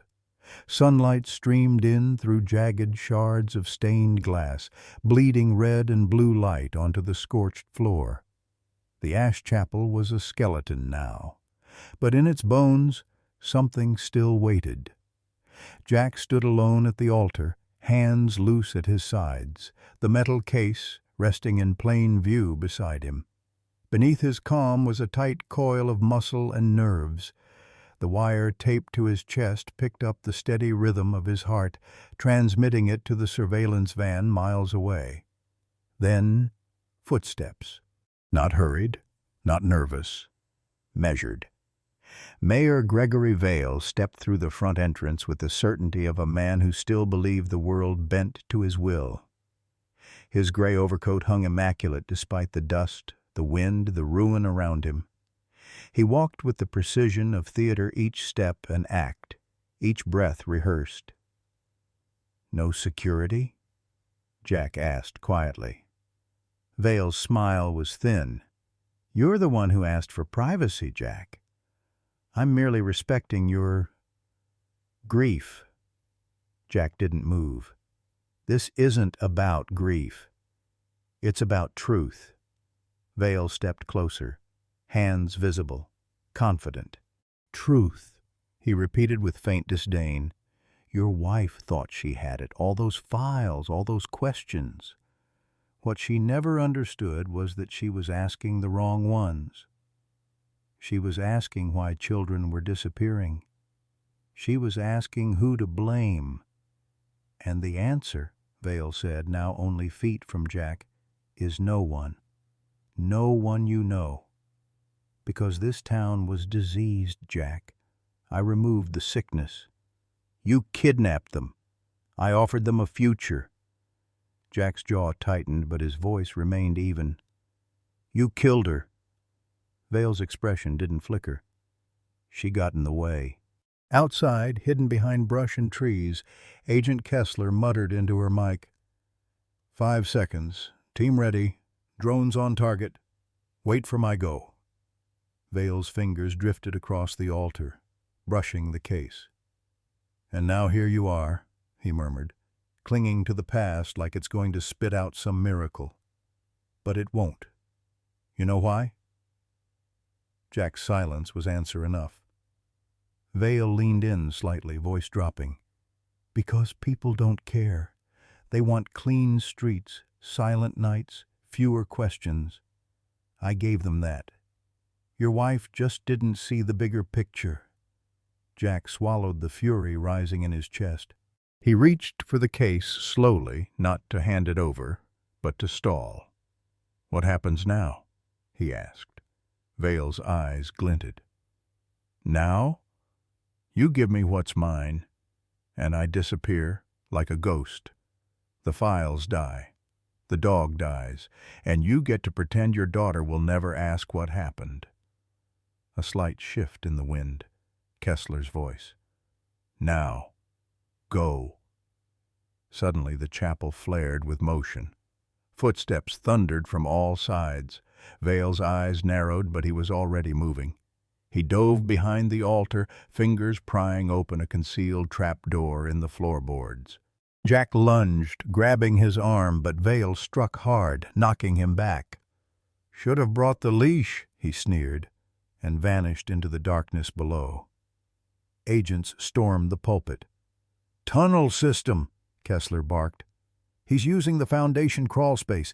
He's gone subterranean." Jack pushed himself up, coughing. He had it planned. The meeting. It was the bait. "No," Kessler growled, pulling up her tablet. "We laid the trap. He just walked into it backward."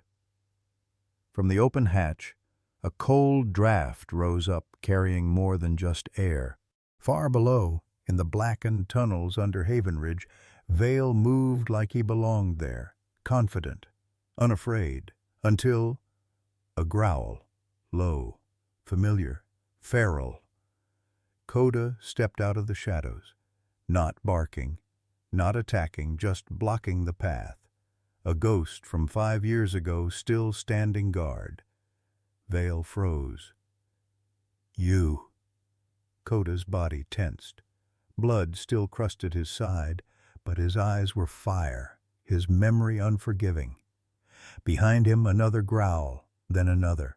2 more shadows emerged, eyes gleaming, trained military K9s. Unleashed, controlled by someone else now. Vale smirked. "Let's see what you've got left, soldier." Above, Jack peered into the tunnel as Kessler's team prepped to descend. "Koda's down there," Kessler nodded grimly. "And he's not just hunting." She looked at Jack. "He's defending." The tunnels breathed like something alive. Each step echoed with history-old water pipes, forgotten war shelters, and secrets long since buried beneath Haven Ridge's polished streets. But now these tunnels had a pulse again, fast, feral, closing in. Koda stood alone in the darkness, ears pinned forward, body low to the ground. The dim light from the chapel hatch faded quickly behind him. Before him, the tunnels split like veins left toward the reservoir line, right toward the old electric substation. But Koda wasn't guessing. He was listening. A shuffle. A padded footfall. Another. Then the unmistakable click of a tactical release collar. Vale's voice rang out, distant, cold. Ironic, isn't it? The same training that made you a hero, now aimed to kill you. And then they came. 2 German shepherds, larger than Koda, younger, lean muscle and sharpened obedience. Their eyes gleamed, not with instinct but with something colder, reprogrammed, retasked. K9 units once loyal to a cause, now loyal only to command. They moved in silence. No barks, just precision. Koda didn't snarl. He didn't run. He remembered. He took 1 step forward and braced. The first shepherd lunged. Koda sidestepped at the last second, twisting his torso just enough to slam his shoulder into the dog's ribs, sending it crashing into the stone wall. Not enough to break bones, just enough to stun. The second dog came from behind. Koda spun, jaws open but not to tear. He clamped down on the dog's scruff, a military hold meant to restrain, not maim. The other dog thrashed, but Koda's grip was patient, steady, taught by Elise, honed in war zones, not killing, controlling. From deeper in the tunnel, Vale's voice cracked through the radio. "Execute Protocol Red. Kill him!" The command dogs hesitated. Their programming warred with muscle memory. Years of commands collided with something older, buried in their bones language that Koda understood better than any man. He let go and spoke, not in words, in posture, in intent. He lowered his head, not in submission, but in recognition. He stepped back and waited. One of the dogs blinked, confused. The other let out a low whine. Vale screamed again, this time more frantic. "Red Protocol! Engage!" But something was breaking. Koda stepped forward again, this time not as threat, but as brother. And in that moment, something shifted in the dog's gaze. Not enemy, not target. Pack. The first dog turned his head. The second sat down. Koda let out a single soft huff. Behind them, metal clanged. Vale, realizing his weapons had failed, was fleeing. Koda didn't chase immediately. He did something else. He nudged one of the dogs to the side of the tunnel, then used his own body to block the path. A silent command. Stay. Even now, even after being turned into tools of violence, these dogs deserved better than to be hunted again. He turned, limping slightly now, but resolute. He ran. Farther down, the tunnel forked again, this time into darkness so thick it swallowed everything. But Koda didn't slow. His lungs burned, his stitches pulled. But he followed the scent-sharp cologne, sweat laced with fear. Then footsteps. Vale rounded a bend, gun in hand. He fired. The bullet missed, pinging off stone. Koda kept running. The second shot clipped the wall beside him. Dust exploded. Koda darted left. Vale screamed again, louder this time. Unhinged. "You were supposed to be dead!" He fired again. Empty click. Koda leapt. Not to kill, to end it. His body collided with Vale's, knocking the man backward into the wet dirt. The gun clattered away. Vale clawed at the ground, wild-eyed, until he found a jagged pipe. He swung, caught Koda in the side. Koda stumbled, but didn't fall. He stared into Vale's face, and then stepped back, just enough for Kessler and the agents to emerge from the shadows behind him. Guns raised. "Gregory Vale," Kessler said, her voice like steel, "you're under arrest." Vale's breath hitched. He looked from her to the dog. "He didn't finish me." Kessler nodded once. "Because he's not like you." Vale spat. "He's a dog." Kessler smiled. "And still more human than you've ever been." As the agents cuffed the mayor and led him toward the surface, Koda stood in the tunnel mouth, blood soaking his side, breathing hard but steady. He didn't watch Vale. He watched the other two dogs still sitting exactly where he left them, waiting. Above ground, the dawn was breaking, and for the first time in years, it felt like something was healing. The room was too quiet for what it held. No clock ticked, no fluorescent hum, just the throb of tension, thick and inescapable, as if even the walls were holding their breath. Dr. Vivian Ray sat at the steel table, hands cuffed, face blank. She hadn't asked for a lawyer. She hadn't spoken at all since they dragged her from the blood-slick barn near Haven Ridge. Her lip was split, her lab coat torn and caked with dirt. Still she sat upright. Still she tried to appear composed. But her eyes betrayed her. They darted, flickered. A woman unraveling slowly, but inevitably. Across from her sat Agent Lucia Kessler. A folder rested between them, its contents known to both. Photos, dates, Elise Carter's notes. The audio logs pulled from the metal case in the pond. And one more thing. A picture. A photo of Elise, smiling with Koda and Lyla, taken weeks before her death. Kessler slid it forward, saying nothing. Dr. Ray stared. Her hand twitched. "She trusted you," Kessler finally said, voice even. "She brought Koda to your clinic after the explosion at the construction site. She let you treat her daughter. She called you a friend." Silence. Then Ray laughed. But it was the brittle, hollow kind, the laugh of a person too tired to keep the mask on any longer. "She was too good," Ray whispered. "That was the problem." Kessler said nothing. Ray leaned back, eyes flicking up to the ceiling like she expected it to collapse. She thought goodness would save her. That exposing truth was enough.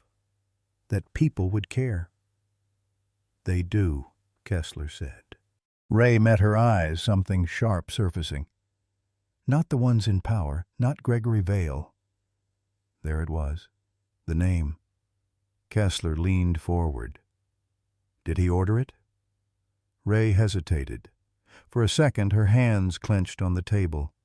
Then she said it, barely a breath, but clear enough. "Yes." The room seemed to shift with the word.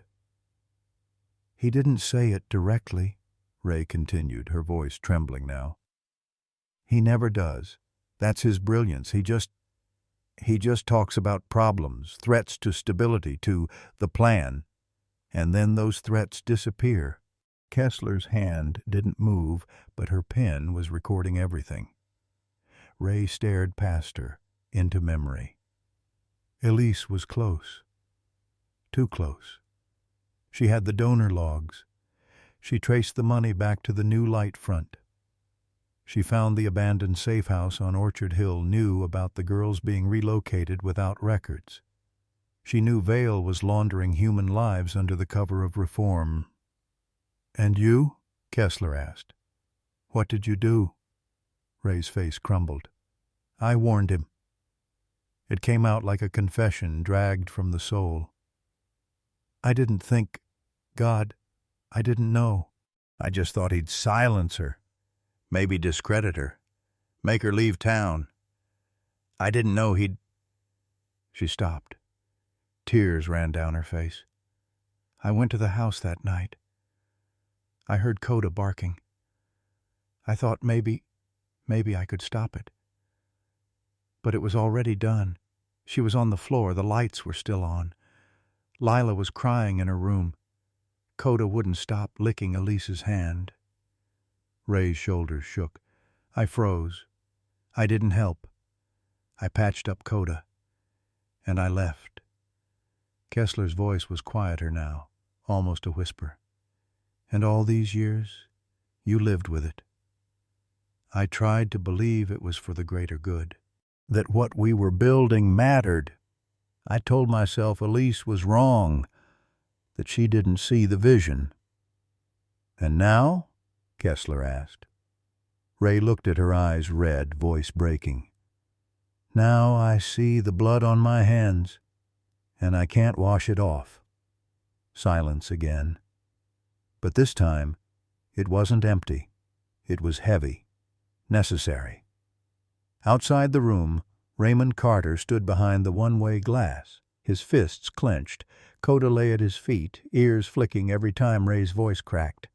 He hadn't spoken since she admitted it. Agent Kessler exited the room minutes later, her face pale but composed. She handed the recording device to the evidence team and looked at Raymond. "It wasn't random," she said. "It was ordered, confirmed." Raymond didn't respond. He only knelt beside Koda, his fingers brushing the fur behind the dog's ears. "She didn't fail," he whispered. Koda leaned into his hand. "She was just surrounded by people who did." The helicopter blades cut through the midnight air like a distant scream no one could answer. Inside, the cabin lights flickered over blood-soaked fur and trembling hands. Koda lay on the stretcher, eyes half-lidded, chest rising in short, shallow gasps. His flank was soaked crimson blood, pulsing slowly through gauze that had already failed.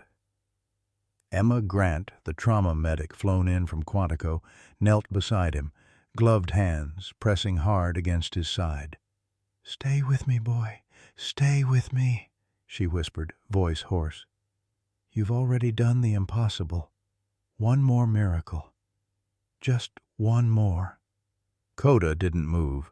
His body jolted once, like a memory trying to hold on.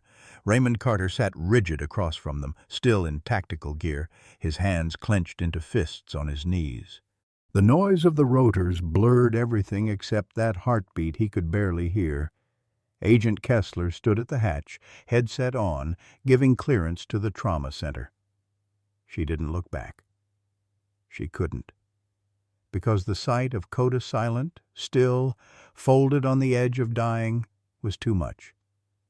After everything he had endured, after everything he had led them through, after 5 years lost, and every second since spent trying to make it right, he couldn't leave now, not like this. The trauma center doors slammed open. Emma ran beside the gurney as a team of surgeons took over. They were already shouting orders. Code red, ultrasound, O2 drop, internal bleed. Raymond wasn't allowed past the line. Neither was Lyla. She stood there in a too-big FBI jacket, her tiny fingers clutching the stuffed dog Koda had once slept with beside her crib. Her eyes were red, but dry. Too dry. She hadn't cried yet, not because she didn't feel it, but because she was holding something back, hope, just enough to keep from breaking. Inside the operating room, monitors screamed and then went flat. A single sharp tone cut through the chaos. "No, no, no, no, don't you dare!"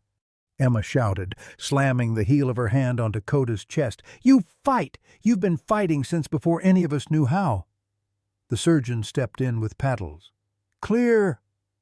The jolt rippled through the German shepherd's body. Nothing. Again. "Clear!" A second jolt. Nothing.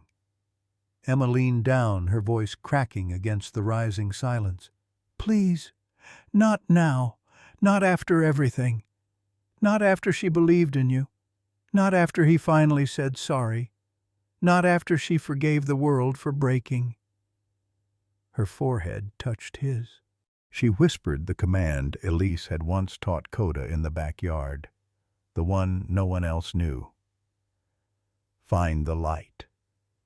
The screen flickered, then a blip, just one, then another, then a shaky rhythm returning. The surgeon looked at the nurse. "We've got him. Pulse is back." Emma closed her eyes. Her knees buckled.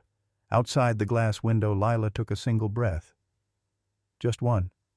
Then she whispered, "He's playing dead, like Mom taught him." Raymond turned toward her, stunned.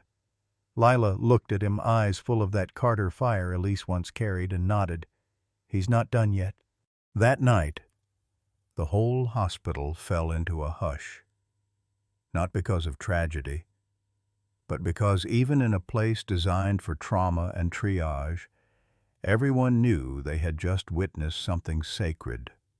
Not a resurrection, but a return of loyalty, of memory, of the kind of love that refuses to die, even when the body tries to, even when the world tries to. And outside Koda's recovery room, taped gently to the glass, someone had written in black ink, "He led us into the darkness, and he never once asked to be led out." The waiting room was too quiet, too clean, too sterile for a night that felt like it should have been swallowed by storm. Outside, dawn was threatening to break, but inside the trauma wing of Haven Ridge Medical, time had stopped. Lyla sat curled in the oversized armchair, her knees tucked into the FBI-issued hoodie, eyes fixed on the red OR active sign above the surgery wing. Her tiny fists clenched the worn collar of Koda's vest, mud-streaked, blood-stained, and still warm when they'd taken it off. She hadn't moved in 3 hours, not for water, not for sleep, not even when Raymond had tried to lift her, to give her a break. "He needs me to stay," she whispered. "That's what he did for me." So Raymond sat beside her, silent, helpless, watching the light above the door like it was the only thing still holding his family together. Down the corridor, Agent Lucia Kessler stood with Emma and the trauma team, reviewing what they could. Koda had survived a field rupture that would have killed any other living thing within minutes.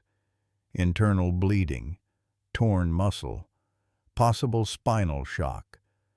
But somehow, he'd made it through the worst of the surgery, and now it was up to him, his heart, his will, his reason to return. Raymond's phone buzzed. A notification from an address he didn't recognize. The package was marked, "To be delivered in the event of my death." He stared at the envelope, fingers trembling slightly as he opened it. Inside was a single USB stick and a handwritten note in Elise's looping script. "If you're seeing this, Ray, I'm gone. But there's one more truth you need to understand." He inserted it into his laptop. The screen flickered, then filled with the soft, familiar glow of Elise's face. Her hair was pulled back, like she used to wear it when she was thinking hard. A single beam of afternoon light cut across her jawline. Her voice, when it came, was steady, but laced with something ancient, something final. "Ray, if you're watching this, something happened. And I'm sorry. I never meant for any of this to fall on you, or Lyla, or Koda." Raymond leaned forward, breath caught in his throat. "You always said I trusted people too easily. But I didn't trust people. I trusted purpose. And no one had more purpose in his eyes than Koda. That dog didn't just learn commands, he learned me. He knew when I was lying, when I was scared. He knew when Lila's cries meant fear, not hunger. He even knew when the air in a room shifted before danger walked in. You can't teach that, Ray. That's soul. And when I realized what Vale and the initiative were covering up, I knew I wouldn't make it out. But Koda, he could. And if you're hearing this, he did. So if he comes back to you, Ray, listen to him. I know it sounds crazy, but that dog remembers what justice feels like. And if he's still trying to show you something, it's because he believes there's still something left to save." Raymond exhaled, a sound like glass cracking from the inside. "Tell Lyla I love her. Tell her she's got my stubbornness and your heart. And tell Koda, thank you for watching the shadows when I couldn't." The screen went black, and something broke loose in Raymond softly, but irrevocably. Not grief, not yet. Just the realization that even after death, Elise had led them home. Down the hallway, the OR active light finally dimmed. A nurse stepped out. "He's stable," she said, "but critical. You can see him one at a time." Lyla stood before anyone else could move. She walked in, barefoot on the cold tile, toward the room where Koda lay. Machines beeped beside his bed. Tubes, bandages, monitors. His chest rose, slow, shaky. But it rose. She climbed onto the chair beside him, her fingers brushing the tufts of fur near his paw. "Koda," she whispered, "Mom said you remember justice. I remember you." She leaned forward, lips near his ear. "You don't have to protect me anymore.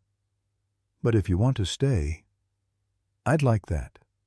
His paw twitched, not enough to move, just enough to promise. Outside, Raymond watched from the hallway, Elise's message still echoing in his head. There were some things not even war or grief or guilt could erase. Some loyalties didn't end with the mission. Some love didn't end at all.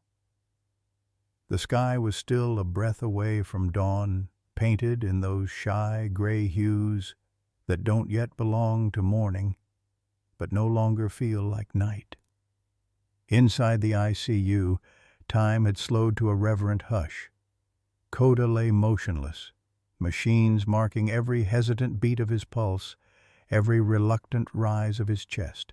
His muzzle was bandaged, fur shaved in patches across his side, and a catheter stitched against his foreleg like a war medal he never asked for. Dr. Patel stood over him, arms crossed tight, reading the vitals for the 5th time in 10 minutes. "He's holding stable," she murmured, more to herself than anyone else. "But his numbers are shifting, like he's recalibrating." She frowned, whispering like one does in the presence of something sacred. "It's like he knew it wasn't time yet." Lyla hadn't left the room. She sat cross-legged on the floor now, blanket wrapped around her, eyes wide and solemn as stained glass. One hand rested just beside Koda's paw, not touching, but close enough that if he moved, she'd feel it. Raymond stood just beyond the doorway, a paper cup of cold coffee untouched in his hand. He hadn't spoken much since Elise's final message. Just watched. Waited. Regretted. Dr. Patel sighed and moved to adjust the IV, but Lyla spoke quietly. "Don't wake him," she said. "He's choosing his moment." The vet blinked, startled. "What do you mean, sweetheart?"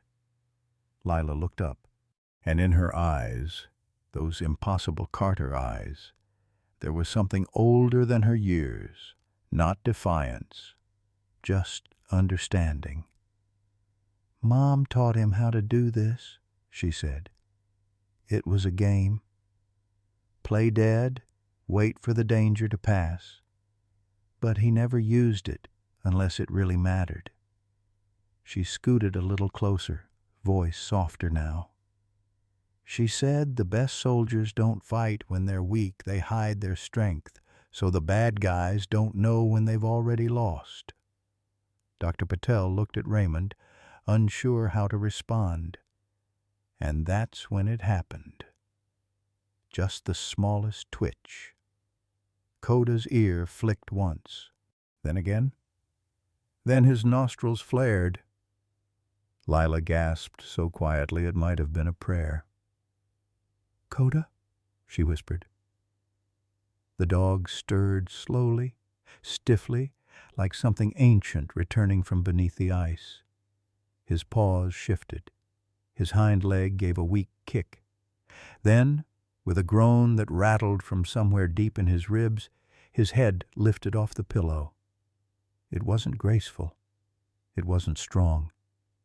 But it was defiant. Dr. Patel stepped back in disbelief. I don't understand. We hadn't even weaned him off the sedatives. This shouldn't be possible yet." Raymond stepped forward, eyes burning. He heard her. Koda turned toward the sound of Lyla's voice, his gaze unfocused but present. He blinked once, twice. Then his eyes, those storm-colored eyes, locked onto the little girl beside him. She smiled through tears. "You scared me," she said, rubbing her nose with her sleeve. "But I guess that was part of the trick."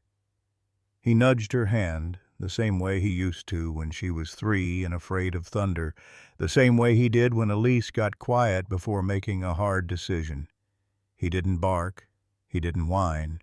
He just let his head drop into her lap and closed his eyes with the weight of a world returned. Later, in the hallway, Raymond asked softly, "You really think Elise taught him that? That he knew when to play dead?" Lyla looked up at him. "She said the ones who protect us know when to disappear and when to come back." She paused, then added, "He was never gone. He was just waiting for the signal." Raymond exhaled, a mix of awe and ache tightening his chest. "I think I missed every signal your mom ever gave me." Lyla leaned against his side, small but sure. "Then don't miss the next one."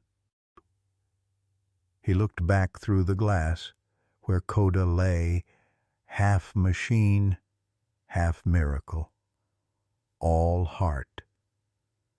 Raymond didn't say it aloud, but he understood now. Koda hadn't returned for justice. He'd returned for family. It wasn't held in a grand auditorium, no stage lights, no polished wood floors. Just the Haven Ridge town square, where memories both good and buried still lingered in the cracks of the bricks.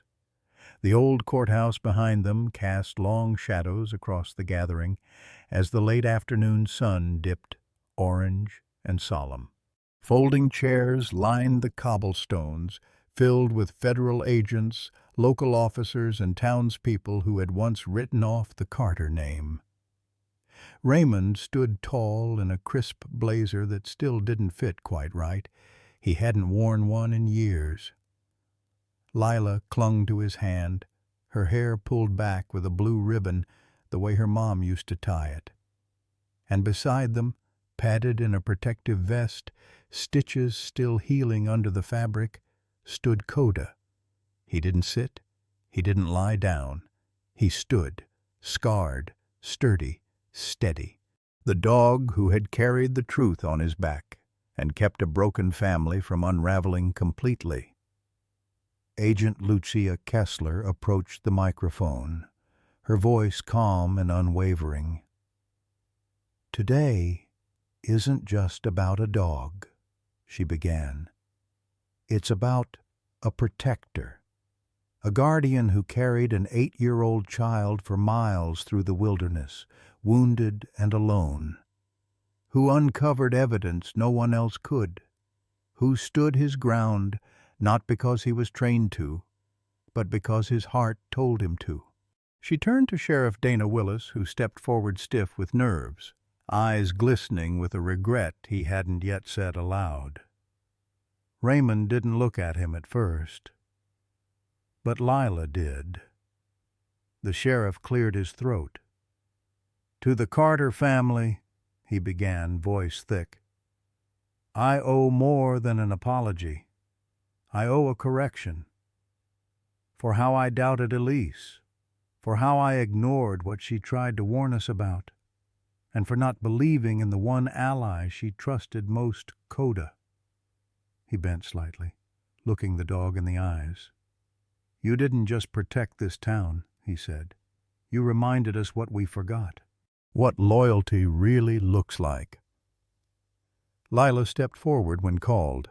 Her small fingers held the polished bronze and blue medal that shimmered in the sun, emblazoned with the FBI insignia and a simple inscription, "For bravery beyond order." She clipped it carefully onto Koda's vest. The dog blinked once, then twice, and lowered his head, not in submission, but as if acknowledging the weight of what it meant. "He never stopped protecting us," Lyla said, her voice clear but trembling. "Even when we didn't protect him." The silence that followed wasn't empty. It was reverent. People rose to their feet one by one, not clapping, just standing, hats removed, heads bowed, because sometimes there's no sound that can match the presence of a life that nearly slipped away but didn't, because it chose not to. Later, as the crowd thinned and the medals gleamed faintly in the dying light, Raymond remained by Koda's side. "You were never just a dog," he whispered, hand resting over the patch of fur near the medal. "You were her message, everything she wanted to say, about love, about justice, about not giving up." He paused, his throat tight. "And I'm sorry it took me this long to listen." Koda pressed his body gently into Raymond's leg, not for comfort, but to remind him he already knew. The cemetery was quiet in a way that made every step sound sacred. No wind, no birds, just the faint rustle of grass and the slow crunch of gravel under boots. Raymond Jack once again walked at a pace that wasn't quite slow, but wasn't ready either. Beside him, Lyla clutched a bundle of white lilies in one hand, her other gently resting on the back of Koda's neck. The dog moved with surprising grace despite his healing body, as if he understood the weight of the moment. Maybe he did. It was their first time back together at Elise's grave. There had been no ceremony, no closure, just a headstone erected in quiet, paid for by silent hands. For 5 years, it had stood alone, weathered by time, untouched by the people who loved her most, because they hadn't known how, or hadn't had the strength. Until now. The headstone stood near the edge of the plot, beneath an oak tree that had begun to turn gold at the edges.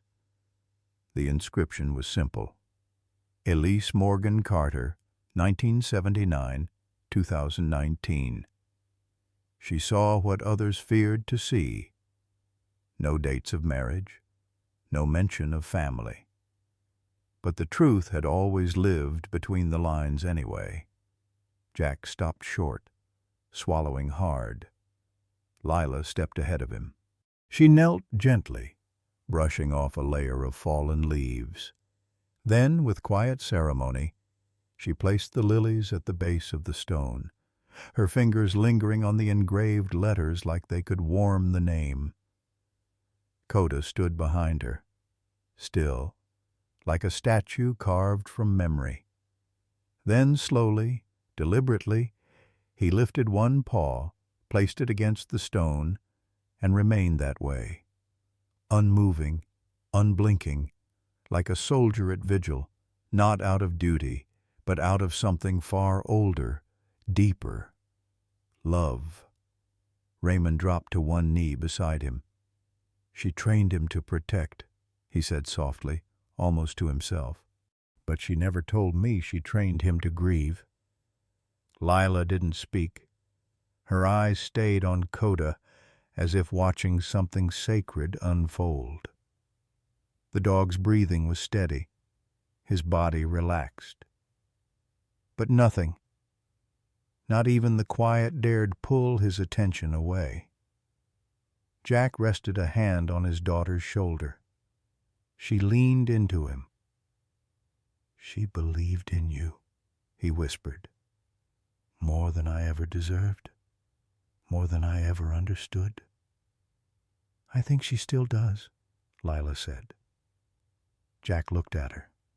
"How do you know?" "Because she sent Koda back." They stayed like that for a long while.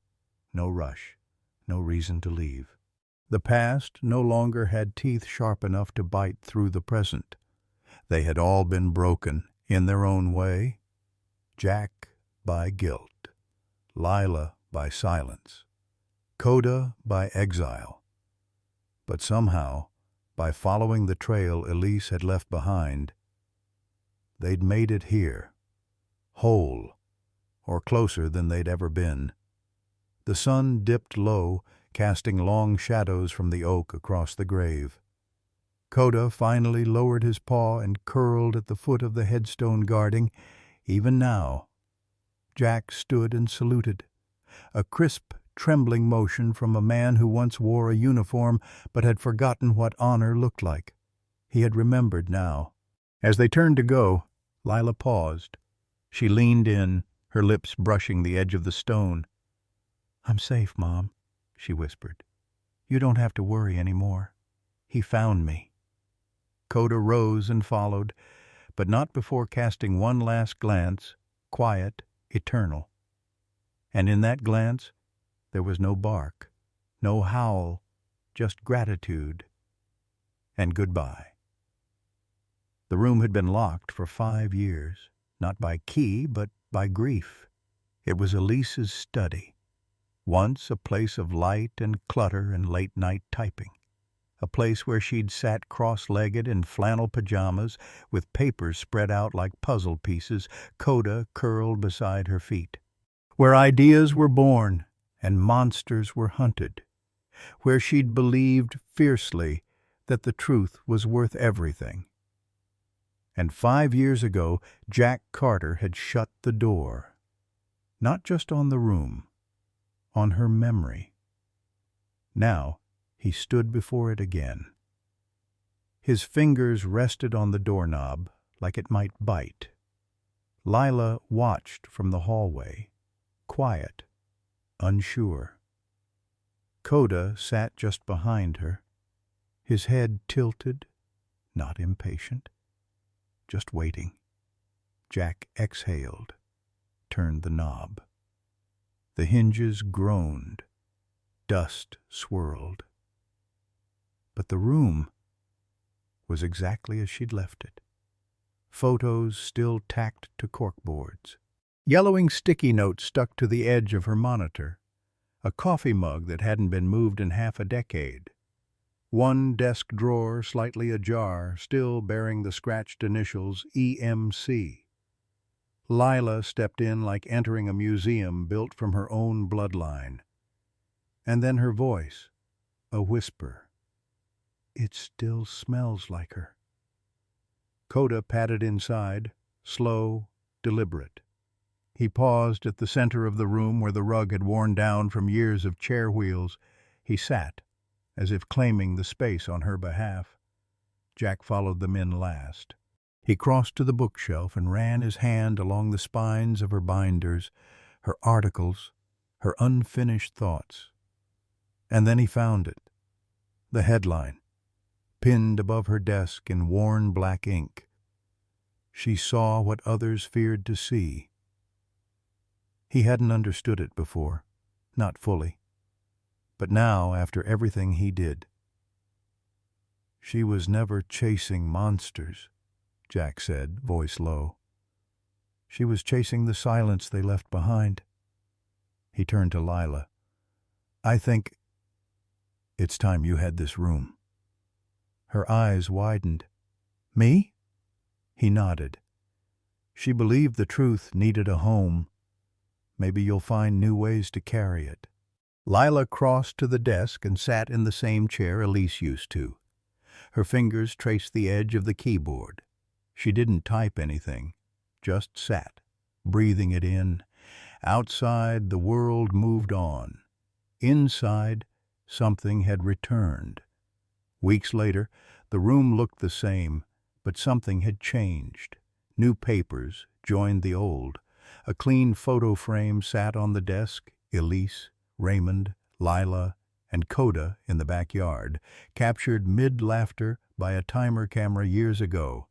And beside it, a letterhead with a bold new title, the Lyla Carter Foundation for Recovery and Justice, a nonprofit funded by the town, spearheaded by the man who once ran from everything. Jack had made it official, a safe haven for trafficked children, counseling, education, animal therapy. Elise's name on every wall, every door, not as a victim, as the beginning. Agent Kessler had written the mission statement. We see what others won't. We listen where others turned away. And above the entrance of the new headquarters, carved into the wood beneath the roofline, she saw what others feared to see. That night, Jack stood in the study again. He held one of Elise's old notebooks in his hand, flipped to a page marked with a red pen. Truth isn't loud. It's stubborn. He looked down at Koda, who rested at Lila's feet, eyes closed, ears still listening. You brought us back, Jack whispered. You didn't just save her. You saved all of us. And for the first time in 5 years, he believed it. The morning air was crisp, the kind that made each breath feel like a beginning. Dew still clung to the edges of the grass along the trail that curved gently behind their house. The sun had just begun its rise, casting long golden shafts through the trees. Birds were only beginning their songs. And for once there was no tension in the silence, only peace. Jack walked on the left, Lyla on the right, and between them, Koda. He trotted with a steady, even gait. His fur was still a patchwork of healing scars and faded stitches, but his head was high, ears up, tail relaxed. His pace was not one of patrol anymore, but of presence, of belonging, of home. Jack glanced down at him, then over to Lyla, who had just slipped her hand into his. It still surprised him how easily her fingers had found his again, like a bridge had quietly rebuilt itself in the ashes of what they'd all lost. He always did walk in the middle, Jack said softly. Lyla smiled. Because that's where the heart is.